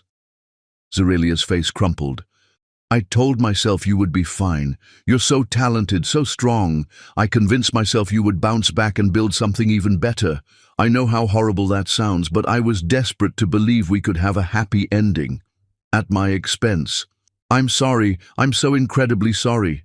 I know that doesn't fix anything, but I need you to know that I never stopped caring about you. Every day I hated myself for what we were doing to you. Taraji studied her former friend's tear-stained face, searching for any sign of deception. What she saw was genuine remorse, devastating guilt, and the kind of bone-deep exhaustion that came from carrying unbearable secrets for too long. Of course, she had known about Zerelia's guilt for over a year, ever since she had started secretly recording their conversations and documenting her growing desperation to escape Wesley's manipulation. Zerelia, she said carefully, I need you to tell me everything. Every detail about Wesley's plans, his business arrangements, his timeline for taking control of my company. If you want any hope of redemption, if you want to protect your daughter from the consequences of what he's done, you need to help me fight back. He'll destroy me if he finds out I betrayed him. He's going to destroy you anyway, Mirellen pointed out bluntly. The scandal is already out there. By tomorrow morning, every society page and business publication in the country will be running stories about Manhattan's most eligible billionaire and his secret family. Your name and face will be everywhere. But if you help us, Taraji added, if you provide evidence of his fraud and manipulation, maybe we can minimize the damage to you and Arisha. Maybe we can even find a way to make him pay for what he's done to all of us.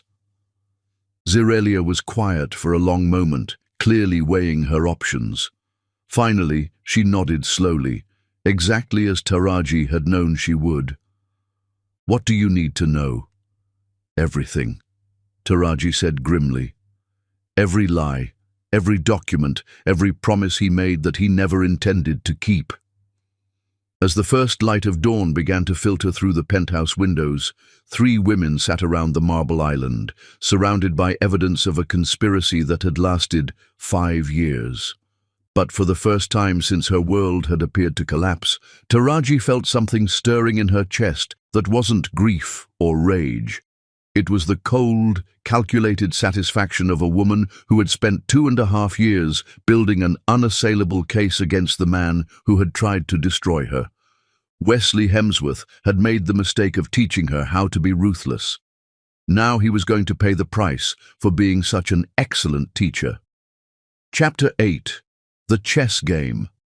The morning light streaming through the windows of Miriam's downtown loft revealed 3 women who looked like they had survived a war, which, Taraji reflected grimly as she studied the evidence spread across every available surface, was essentially what had happened, though only she knew that it was a war she had been strategically planning for over 2.5 years. She had moved out of the penthouse at dawn, taking only her personal belongings and leaving behind 5 years of carefully curated perfection that now felt like the set of an elaborate stage play.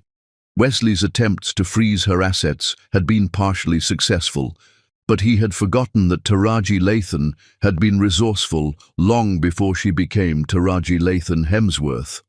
The offshore accounts are still accessible, she reported, closing her laptop after completing a series of encrypted transactions. He never knew about the emergency funds I kept in the Cayman Islands, old habits from my struggling designer days. How much? Mirellen asked, looking up from the legal documents she'd been reviewing. Enough to wage war. Taraji's smile was sharp as a blade. Wesley taught me to be paranoid about financial security. I just never told him exactly how paranoid I'd become. What she didn't mention was that those offshore accounts contained far more than emergency funds. For the past 2.5 years, she had been systematically moving money out of their joint accounts and into untraceable investments, building a war chest specifically designed to finance Wesley's destruction. Zirelia sat in the corner, looking pale and exhausted, but determined. She had spent the night providing a detailed timeline of Wesley's manipulation, complete with copies of documents he had carelessly left in her apartment and recordings of conversations she had made on her phone during their more volatile arguments. He never suspected I was documenting anything, she said quietly. He was so confident in his control over both of us that he got sloppy. The evidence was damning, though of course Taraji had been collecting similar documentation for much longer. Wesley's plan had been methodical and sophisticated. Identify a talented entrepreneur with revolutionary products, initiate a romantic relationship to gain access to her business, invest money with carefully hidden strings attached, slowly acquire controlling interest through shell companies, then dissolve the marriage while retaining control of the company and its innovations. He's done this before, Taraji said, studying financial records that James Morrison had provided during their secret collaboration over the past 18 months. 3 times, actually, Always brilliant women with innovative businesses, always the same pattern of romantic pursuit followed by systematic financial acquisition. What happened to the others? Mirellan asked.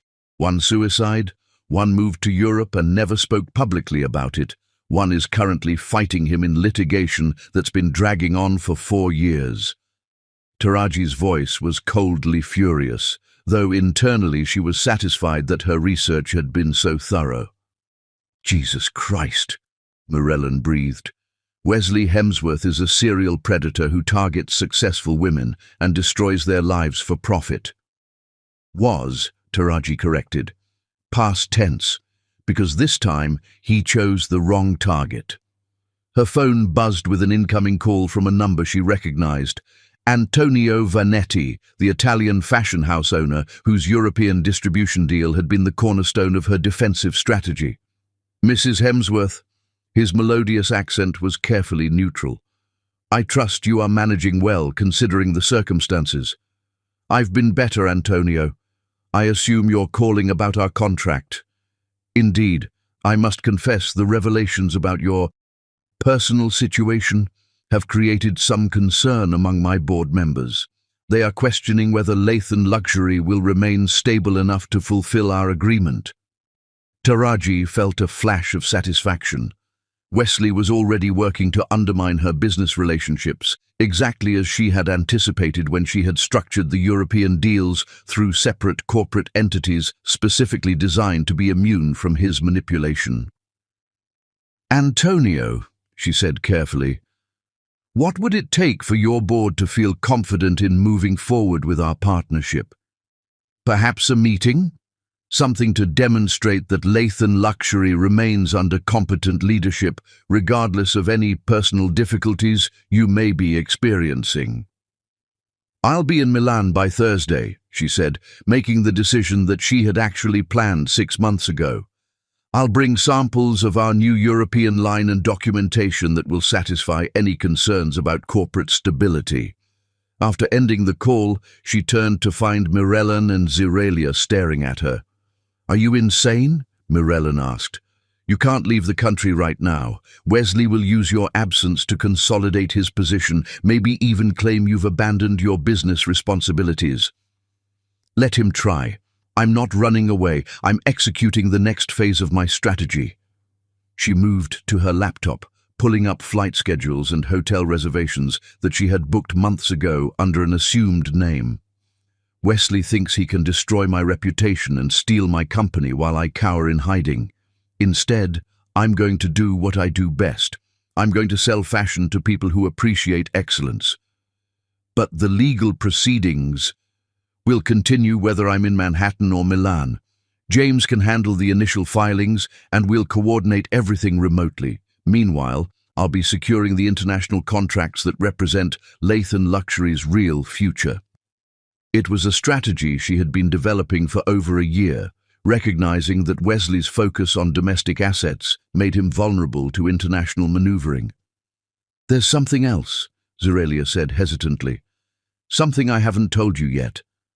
Taraji looked up from her laptop, though she suspected she knew what was coming.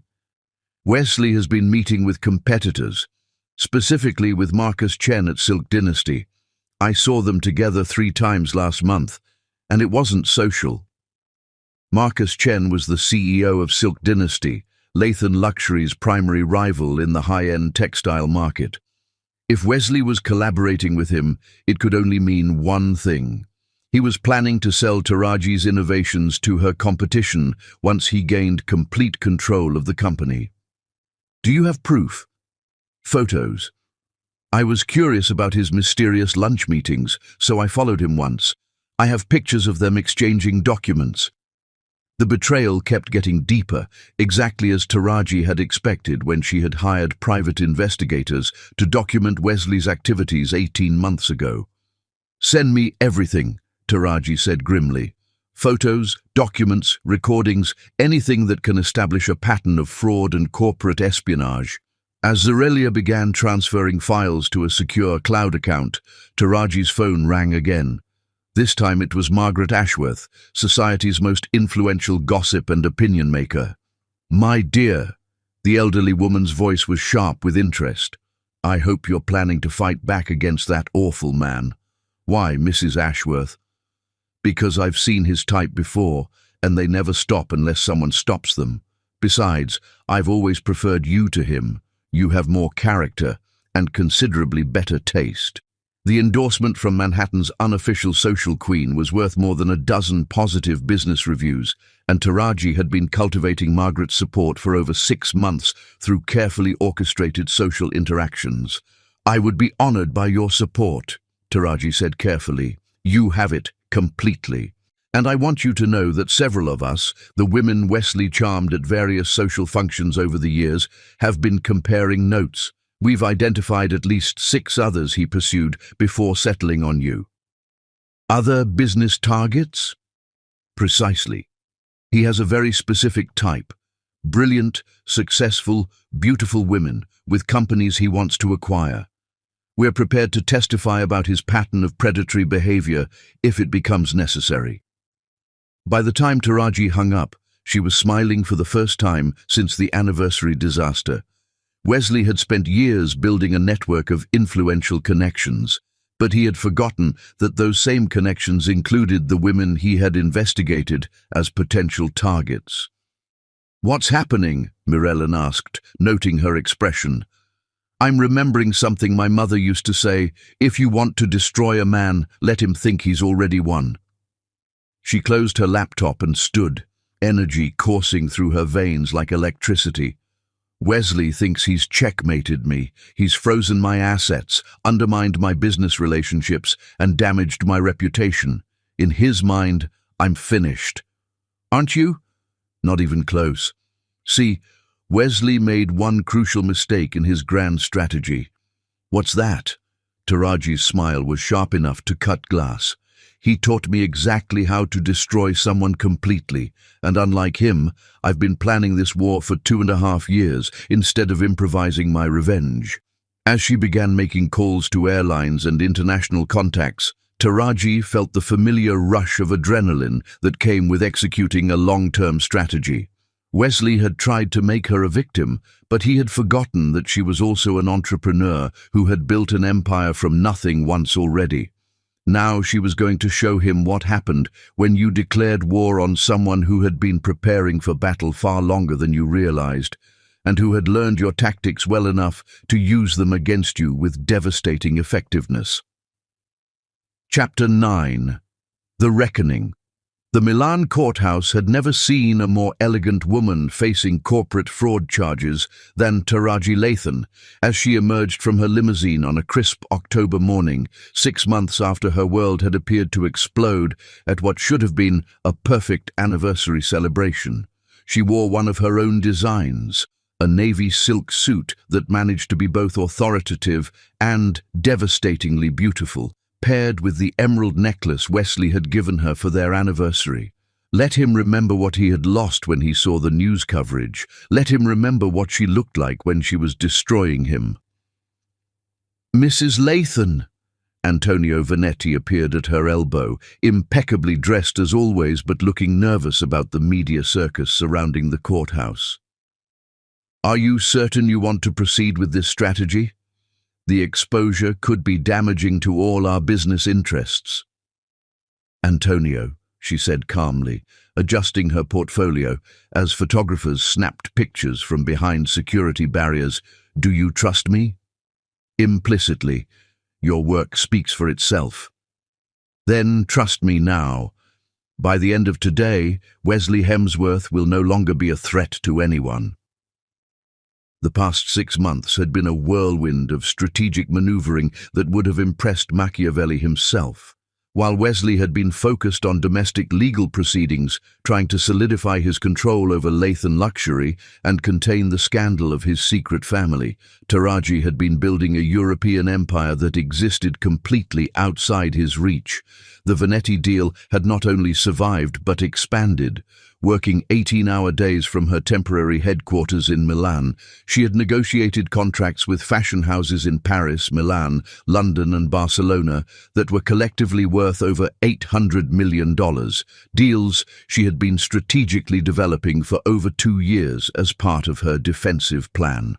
More importantly, she had structured these deals through a new corporate entity, Lathan Global, that was incorporated in Switzerland and completely independent of her American business.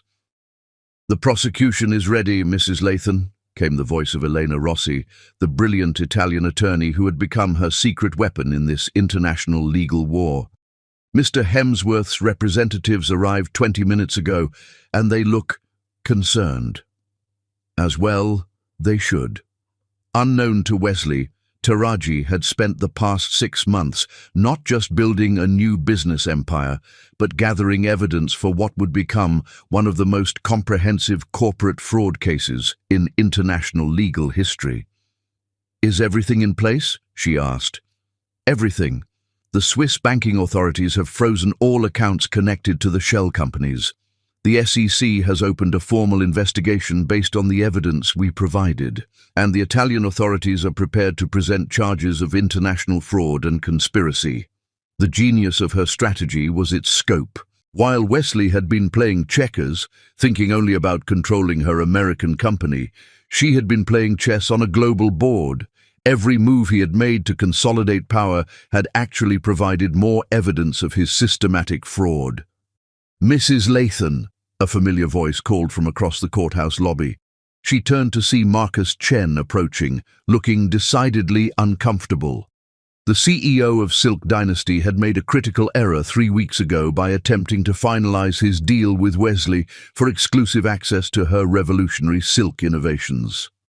"Marcus," she said coolly, "I'm surprised to see you here. I wanted to speak with you privately before the proceedings begin. To explain how you've been negotiating to purchase stolen intellectual property, or to explain how you've been collaborating with Wesley to systematically undermine my business relationships." Marcus's face went pale. He clearly hadn't expected her to know about the full extent of his involvement in Wesley's scheme. "It's not what you think. Wesley approached me, claimed he had legitimate ownership of the innovations. I had no reason to doubt." "You had every reason to doubt," Taraji interrupted. "You knew those innovations were developed in my laboratories, by my team, using my resources. You knew Wesley had no involvement in the creative process. You chose to believe his lies because they offered you a shortcut to acquiring technology your company couldn't develop independently. Mrs. Lathan, perhaps we could discuss some form of settlement. The time for discussion ended when you decided to become an accessory to fraud, Marcus. Enjoy the proceedings." As Marcus retreated, clearly shaken, Elena appeared beside her with a satisfied expression. "The surprise witnesses have arrived," she said quietly. "All 4 of Wesley's previous victims agreed to testify about his pattern of predatory behavior. Mrs. Ashworth's testimony about his social manipulation tactics should be particularly devastating." The courtroom was packed when proceedings began, with international business journalists, fashion industry representatives, and representatives from multiple law enforcement agencies filling every available seat. This wasn't just a corporate dispute anymore. It had become a landmark case about protecting entrepreneurs from sophisticated financial predators. Wesley entered with his legal team looking confident, but Taraji noticed how his eyes found her immediately and held her gaze with something that might have been desperation.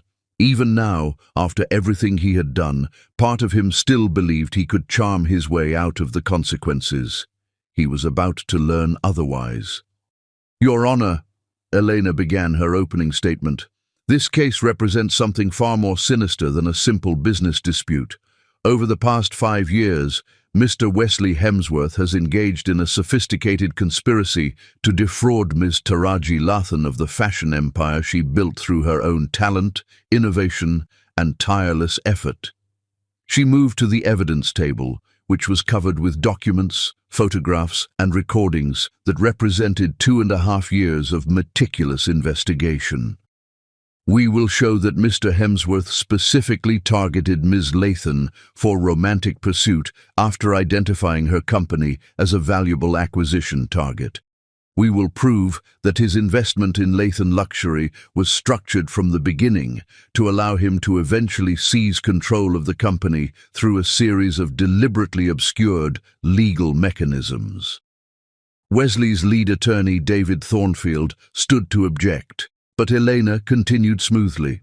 Furthermore, we will demonstrate that this pattern of behavior has been repeated multiple times, with Mr. Hemsworth targeting at least 4 other successful female entrepreneurs in similar schemes over the past decade.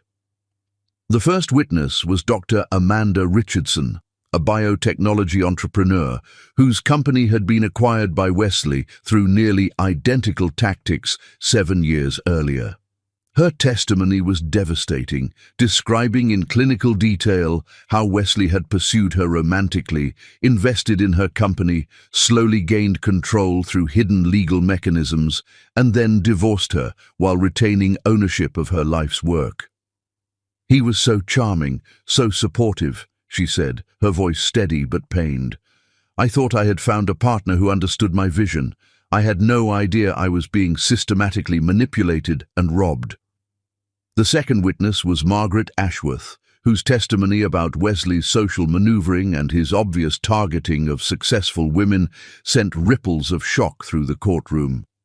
Her decades of experience observing Manhattan's elite gave her words tremendous credibility, but the most damaging testimony came from an unexpected source, Arisha herself. Zerelia had provided recordings from the child's tablet, innocent videos of a 7-year-old girl playing and talking, but clearly showing Wesley in her apartment, discussing business strategies and referring to Taraji as the target rather than by name. "Daddy says we have to be quiet about our family because the target doesn't understand business yet." Arisha's innocent voice echoed through the silent courtroom. When Zerelia took the stand, her testimony was complete and devastating. She provided detailed accounts of Wesley's manipulation, his promises about dissolving his marriage once he gained control of Taraji's company, and his explicit statements about viewing the marriage as a business arrangement rather than a personal relationship. "He told me repeatedly that Taraji was too emotional to run a major corporation," Zerelia said, her voice gaining strength as she spoke. "He said women like her needed strong men to make the real decisions, and that once he gained control, he would hire professional management to actually run the company while she focused on design work." By the time Taraji herself took the stand, Wesley's defense had completely collapsed. His attorneys had no effective response to the overwhelming evidence of premeditated fraud, conspiracy, and systematic deception. "Mr. Hemsworth convinced me that he loved me," she said, her voice clear and strong. "He convinced me that his investment in my company was motivated by belief in my vision and desire to support my dreams. I now understand that I was targeted specifically because of my innovations, pursued systematically to gain access to my intellectual property, and manipulated into a marriage that was designed from the beginning to transfer ownership of my life's work to him." She paused, looking directly at Wesley, who was staring at her with undisguised anguish. "He didn't just steal my company," she continued. "He stole 5 years of my life, convinced me that I had found perfect love, and used my trust as a weapon against me. The emotional damage is incalculable, but I'm here today to ensure that he never has the opportunity to do this to another woman." When the judge delivered his verdict 8 hours later, it was comprehensive and devastating. Wesley was found guilty of corporate fraud, conspiracy, breach of fiduciary duty, and racketeering. His assets were frozen, his business licenses revoked, and he faced significant prison time. More importantly for Taraji, all transfers of Lathan Luxury assets were declared void, returning full control of her company to her immediately. Furthermore, The judge continued, "The court awards Ms. Lathan compensatory damages in the amount of $200 million to be paid from Mr. Hemsworth's personal assets." As the courtroom erupted in chaos, with reporters rushing to file stories and photographers capturing every moment, Taraji sat quietly in her chair, feeling a profound sense of completion. Wesley was led away in handcuffs, but not before their eyes met one final time.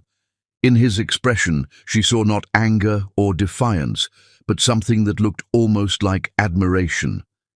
He had taught her to be ruthless, and she had learned the lesson perfectly. As she walked out of the courthouse into the bright Milan sunshine, surrounded by her legal team and business partners, Taraji realized that this wasn't just the end of her marriage or the resolution of a legal dispute. It was the beginning of her real life, the life she would build now that she finally understood exactly how powerful she could be when she stopped pretending to be a victim and embraced her true nature as a master strategist. Chapter 10. The Second Earthquake and Ultimate Triumph. 2 years after the Milan courthouse had witnessed the complete destruction of Wesley Hemsworth's empire, Taraji Lathan stood on the terrace of her new penthouse overlooking Central Park, watching the sunrise paint Manhattan in shades of gold and possibility, knowing that in exactly 3 hours she would deliver the most shocking revelation of her entire extraordinary life. The woman who gazed out at the city bore little resemblance to the wife who had appeared to watch her perfect marriage implode at an anniversary party. This Taraji was harder, more confident, radiating the kind of power that came from rebuilding an empire from ashes and emerging stronger than ever before. Lathan Global was now worth $3 billion, making her the youngest, self-made female billionaire in fashion history. "You're nervous," observed a familiar voice from behind her. She turned to find Draviel Montenegro approaching with 2 cups of coffee, his dark eyes warm with concern, and something deeper that still made her pulse quicken after 8 months of careful courtship. At 43, the renowned architect possessed the kind of quiet strength that Wesley's flashy confidence had only pretended to be: solid, reliable, honest to his core. "Not nervous," she corrected, accepting the coffee and allowing her fingers to brush his. "Anticipating." Today was the day she would finally reveal the truth about her marriage to Wesley Hemsworth. Not the version that had played out in courtrooms and newspapers, where she was the brilliant victim who had outmaneuvered her predatory husband through sheer determination and superior strategy. Today, she would tell the real story. "Are you certain about this?" Draviel asked, settling beside her on the custom stone bench he had designed for her terrace. "You don't owe anyone explanations about your past." "I owe myself the truth," she replied, "and I owe you the truth, especially if we're going to build something real together." Their relationship had begun 18 months ago when she'd hired him to design her new headquarters building, a 50-story glass and steel monument to female entrepreneurship that would house Lathan Global's international operations. What had started as professional collaboration had evolved into something neither of them had expected: a love built on respect, honesty, and genuine partnership. "Besides," she continued with a smile that held secrets Draviel was about to learn, "I've discovered that the truth, properly revealed, can be more powerful than any lie." At 10 o'clock, the conference room at Lathan Global's headquarters was packed with the same journalists, business analysts, and former associates who had covered her legal victory 2 years earlier. But today's gathering wasn't about celebrating another business triumph or announcing a new fashion line. Today was about setting the record straight. Taraji entered the room wearing one of her signature designs, a stunning emerald silk suit that made her look like a queen holding court. She moved to the podium with the confidence of a woman who had learned to command any room, any audience, any situation. "Ladies and gentlemen," she began, her voice clear and strong, "thank you for joining me today. 2 years ago, many of you covered what you believed was the story of a brilliant woman who discovered her husband's betrayal and fought back to reclaim her stolen empire. Murmurs rippled through the crowd. This wasn't the usual corporate announcement they had expected. That story was true, as far as it went, but it wasn't the complete truth. Today, I want to share with you the real story of my marriage to Wesley Hemsworth, and reveal something that no one, not even my closest friends, has ever known. She paused, surveying the room full of expectant faces, including several of Wesley's former business associates who had rebuilt their careers after distancing themselves from his scandal. The truth is that I discovered Wesley's pattern of targeting successful women for financial exploitation approximately 2.5 years into our marriage. 2.5 years before that anniversary party. The room erupted in shocked whispers.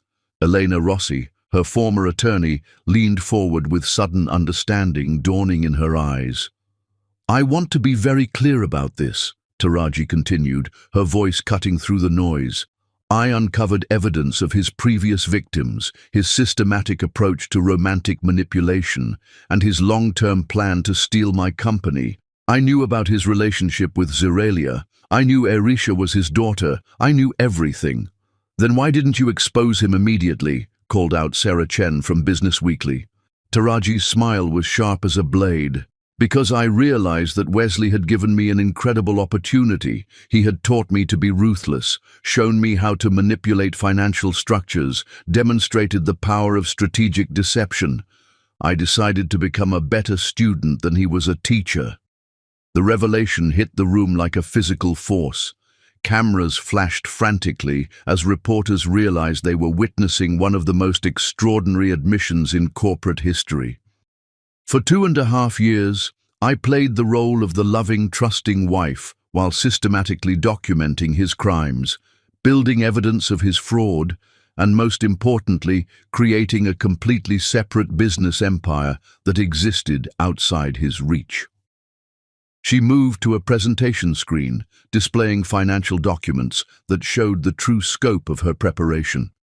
While Wesley was focused on slowly acquiring shares in Lathan Luxury through his shell companies, I was establishing Lathan Global in Switzerland, securing international partnerships that he knew nothing about, and transferring my most valuable intellectual property to European subsidiaries that were completely beyond his control.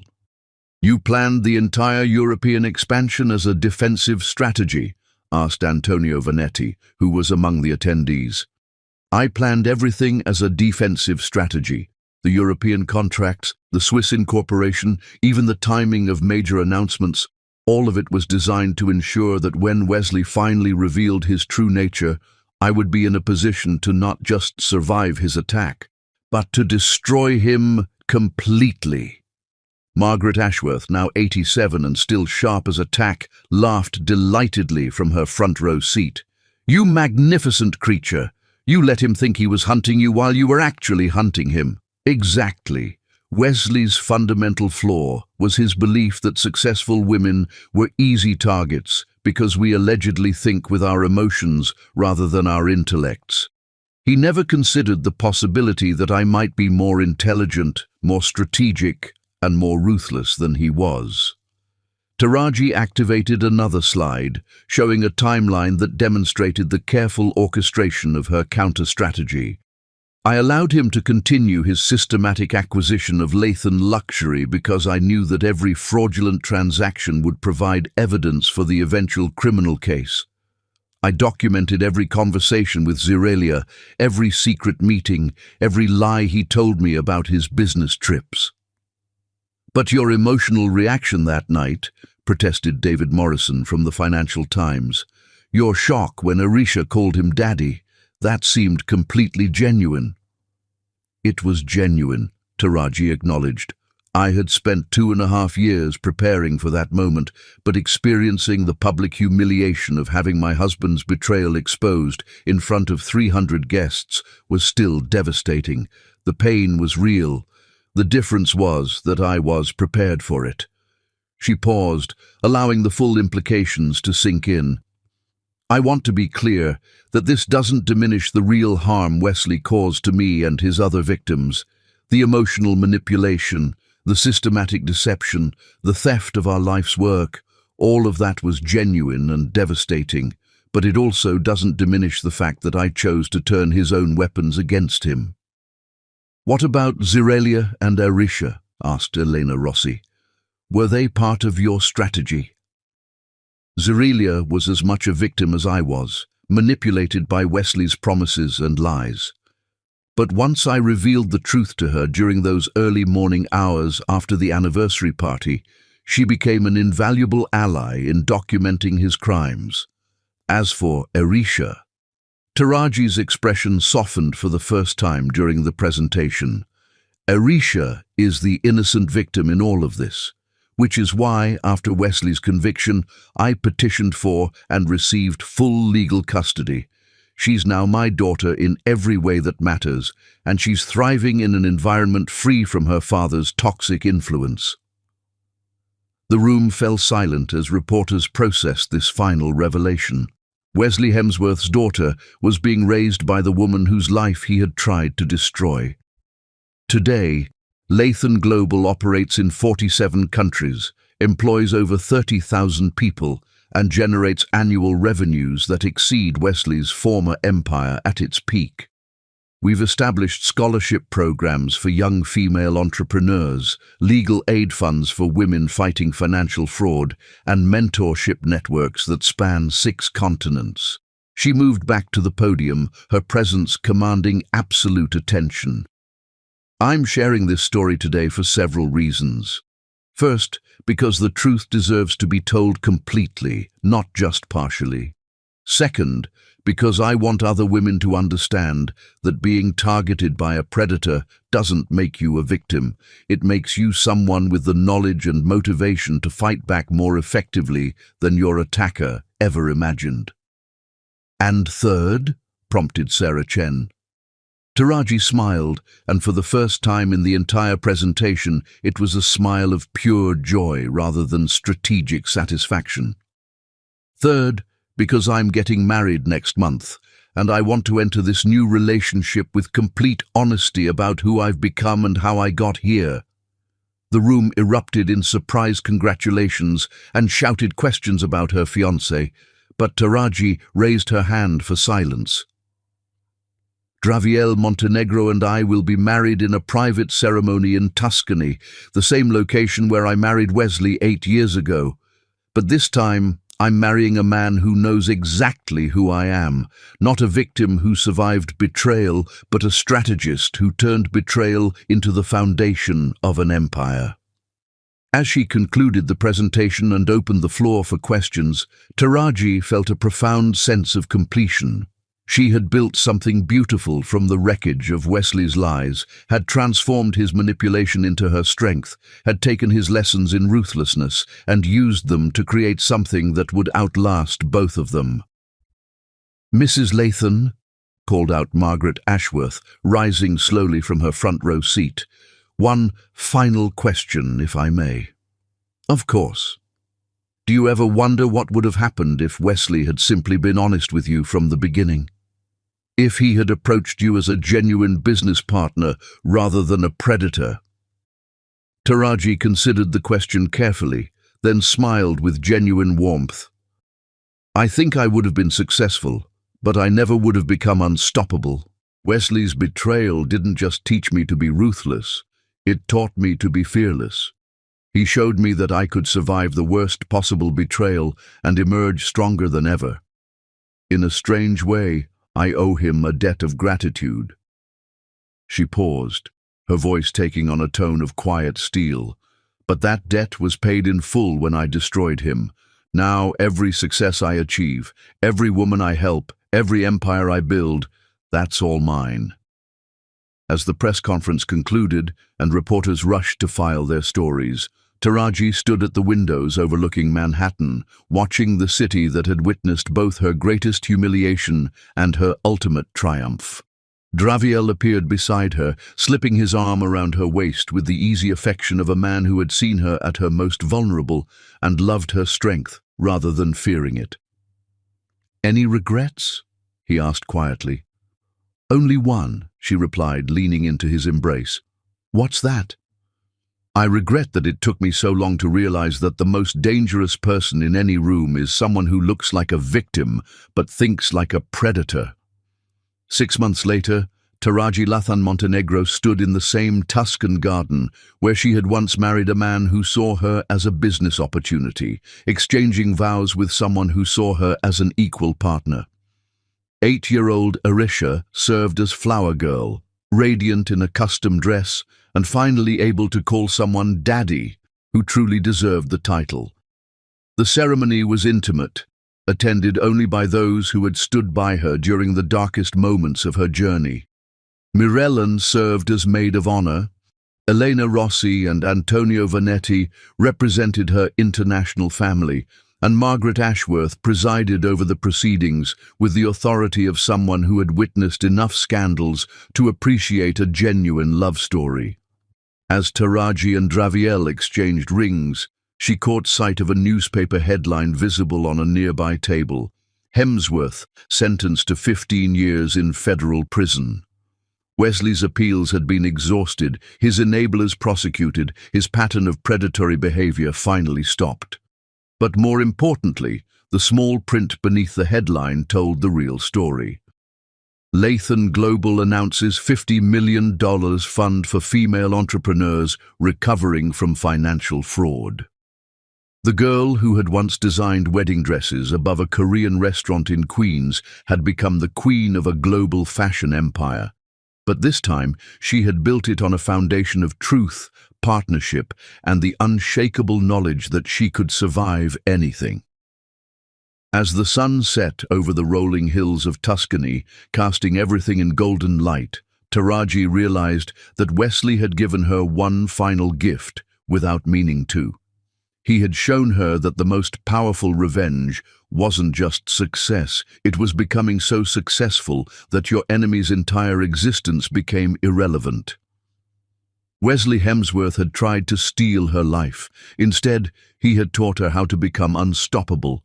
And somewhere in the distance, as champagne toasts echoed across the vineyard and Arisha's laughter rang out like music, a new empire continued to grow, built not on deception and manipulation, but on the unshakable foundation of a woman who had learned that the ultimate victory was not just surviving betrayal, but using it to become legendary.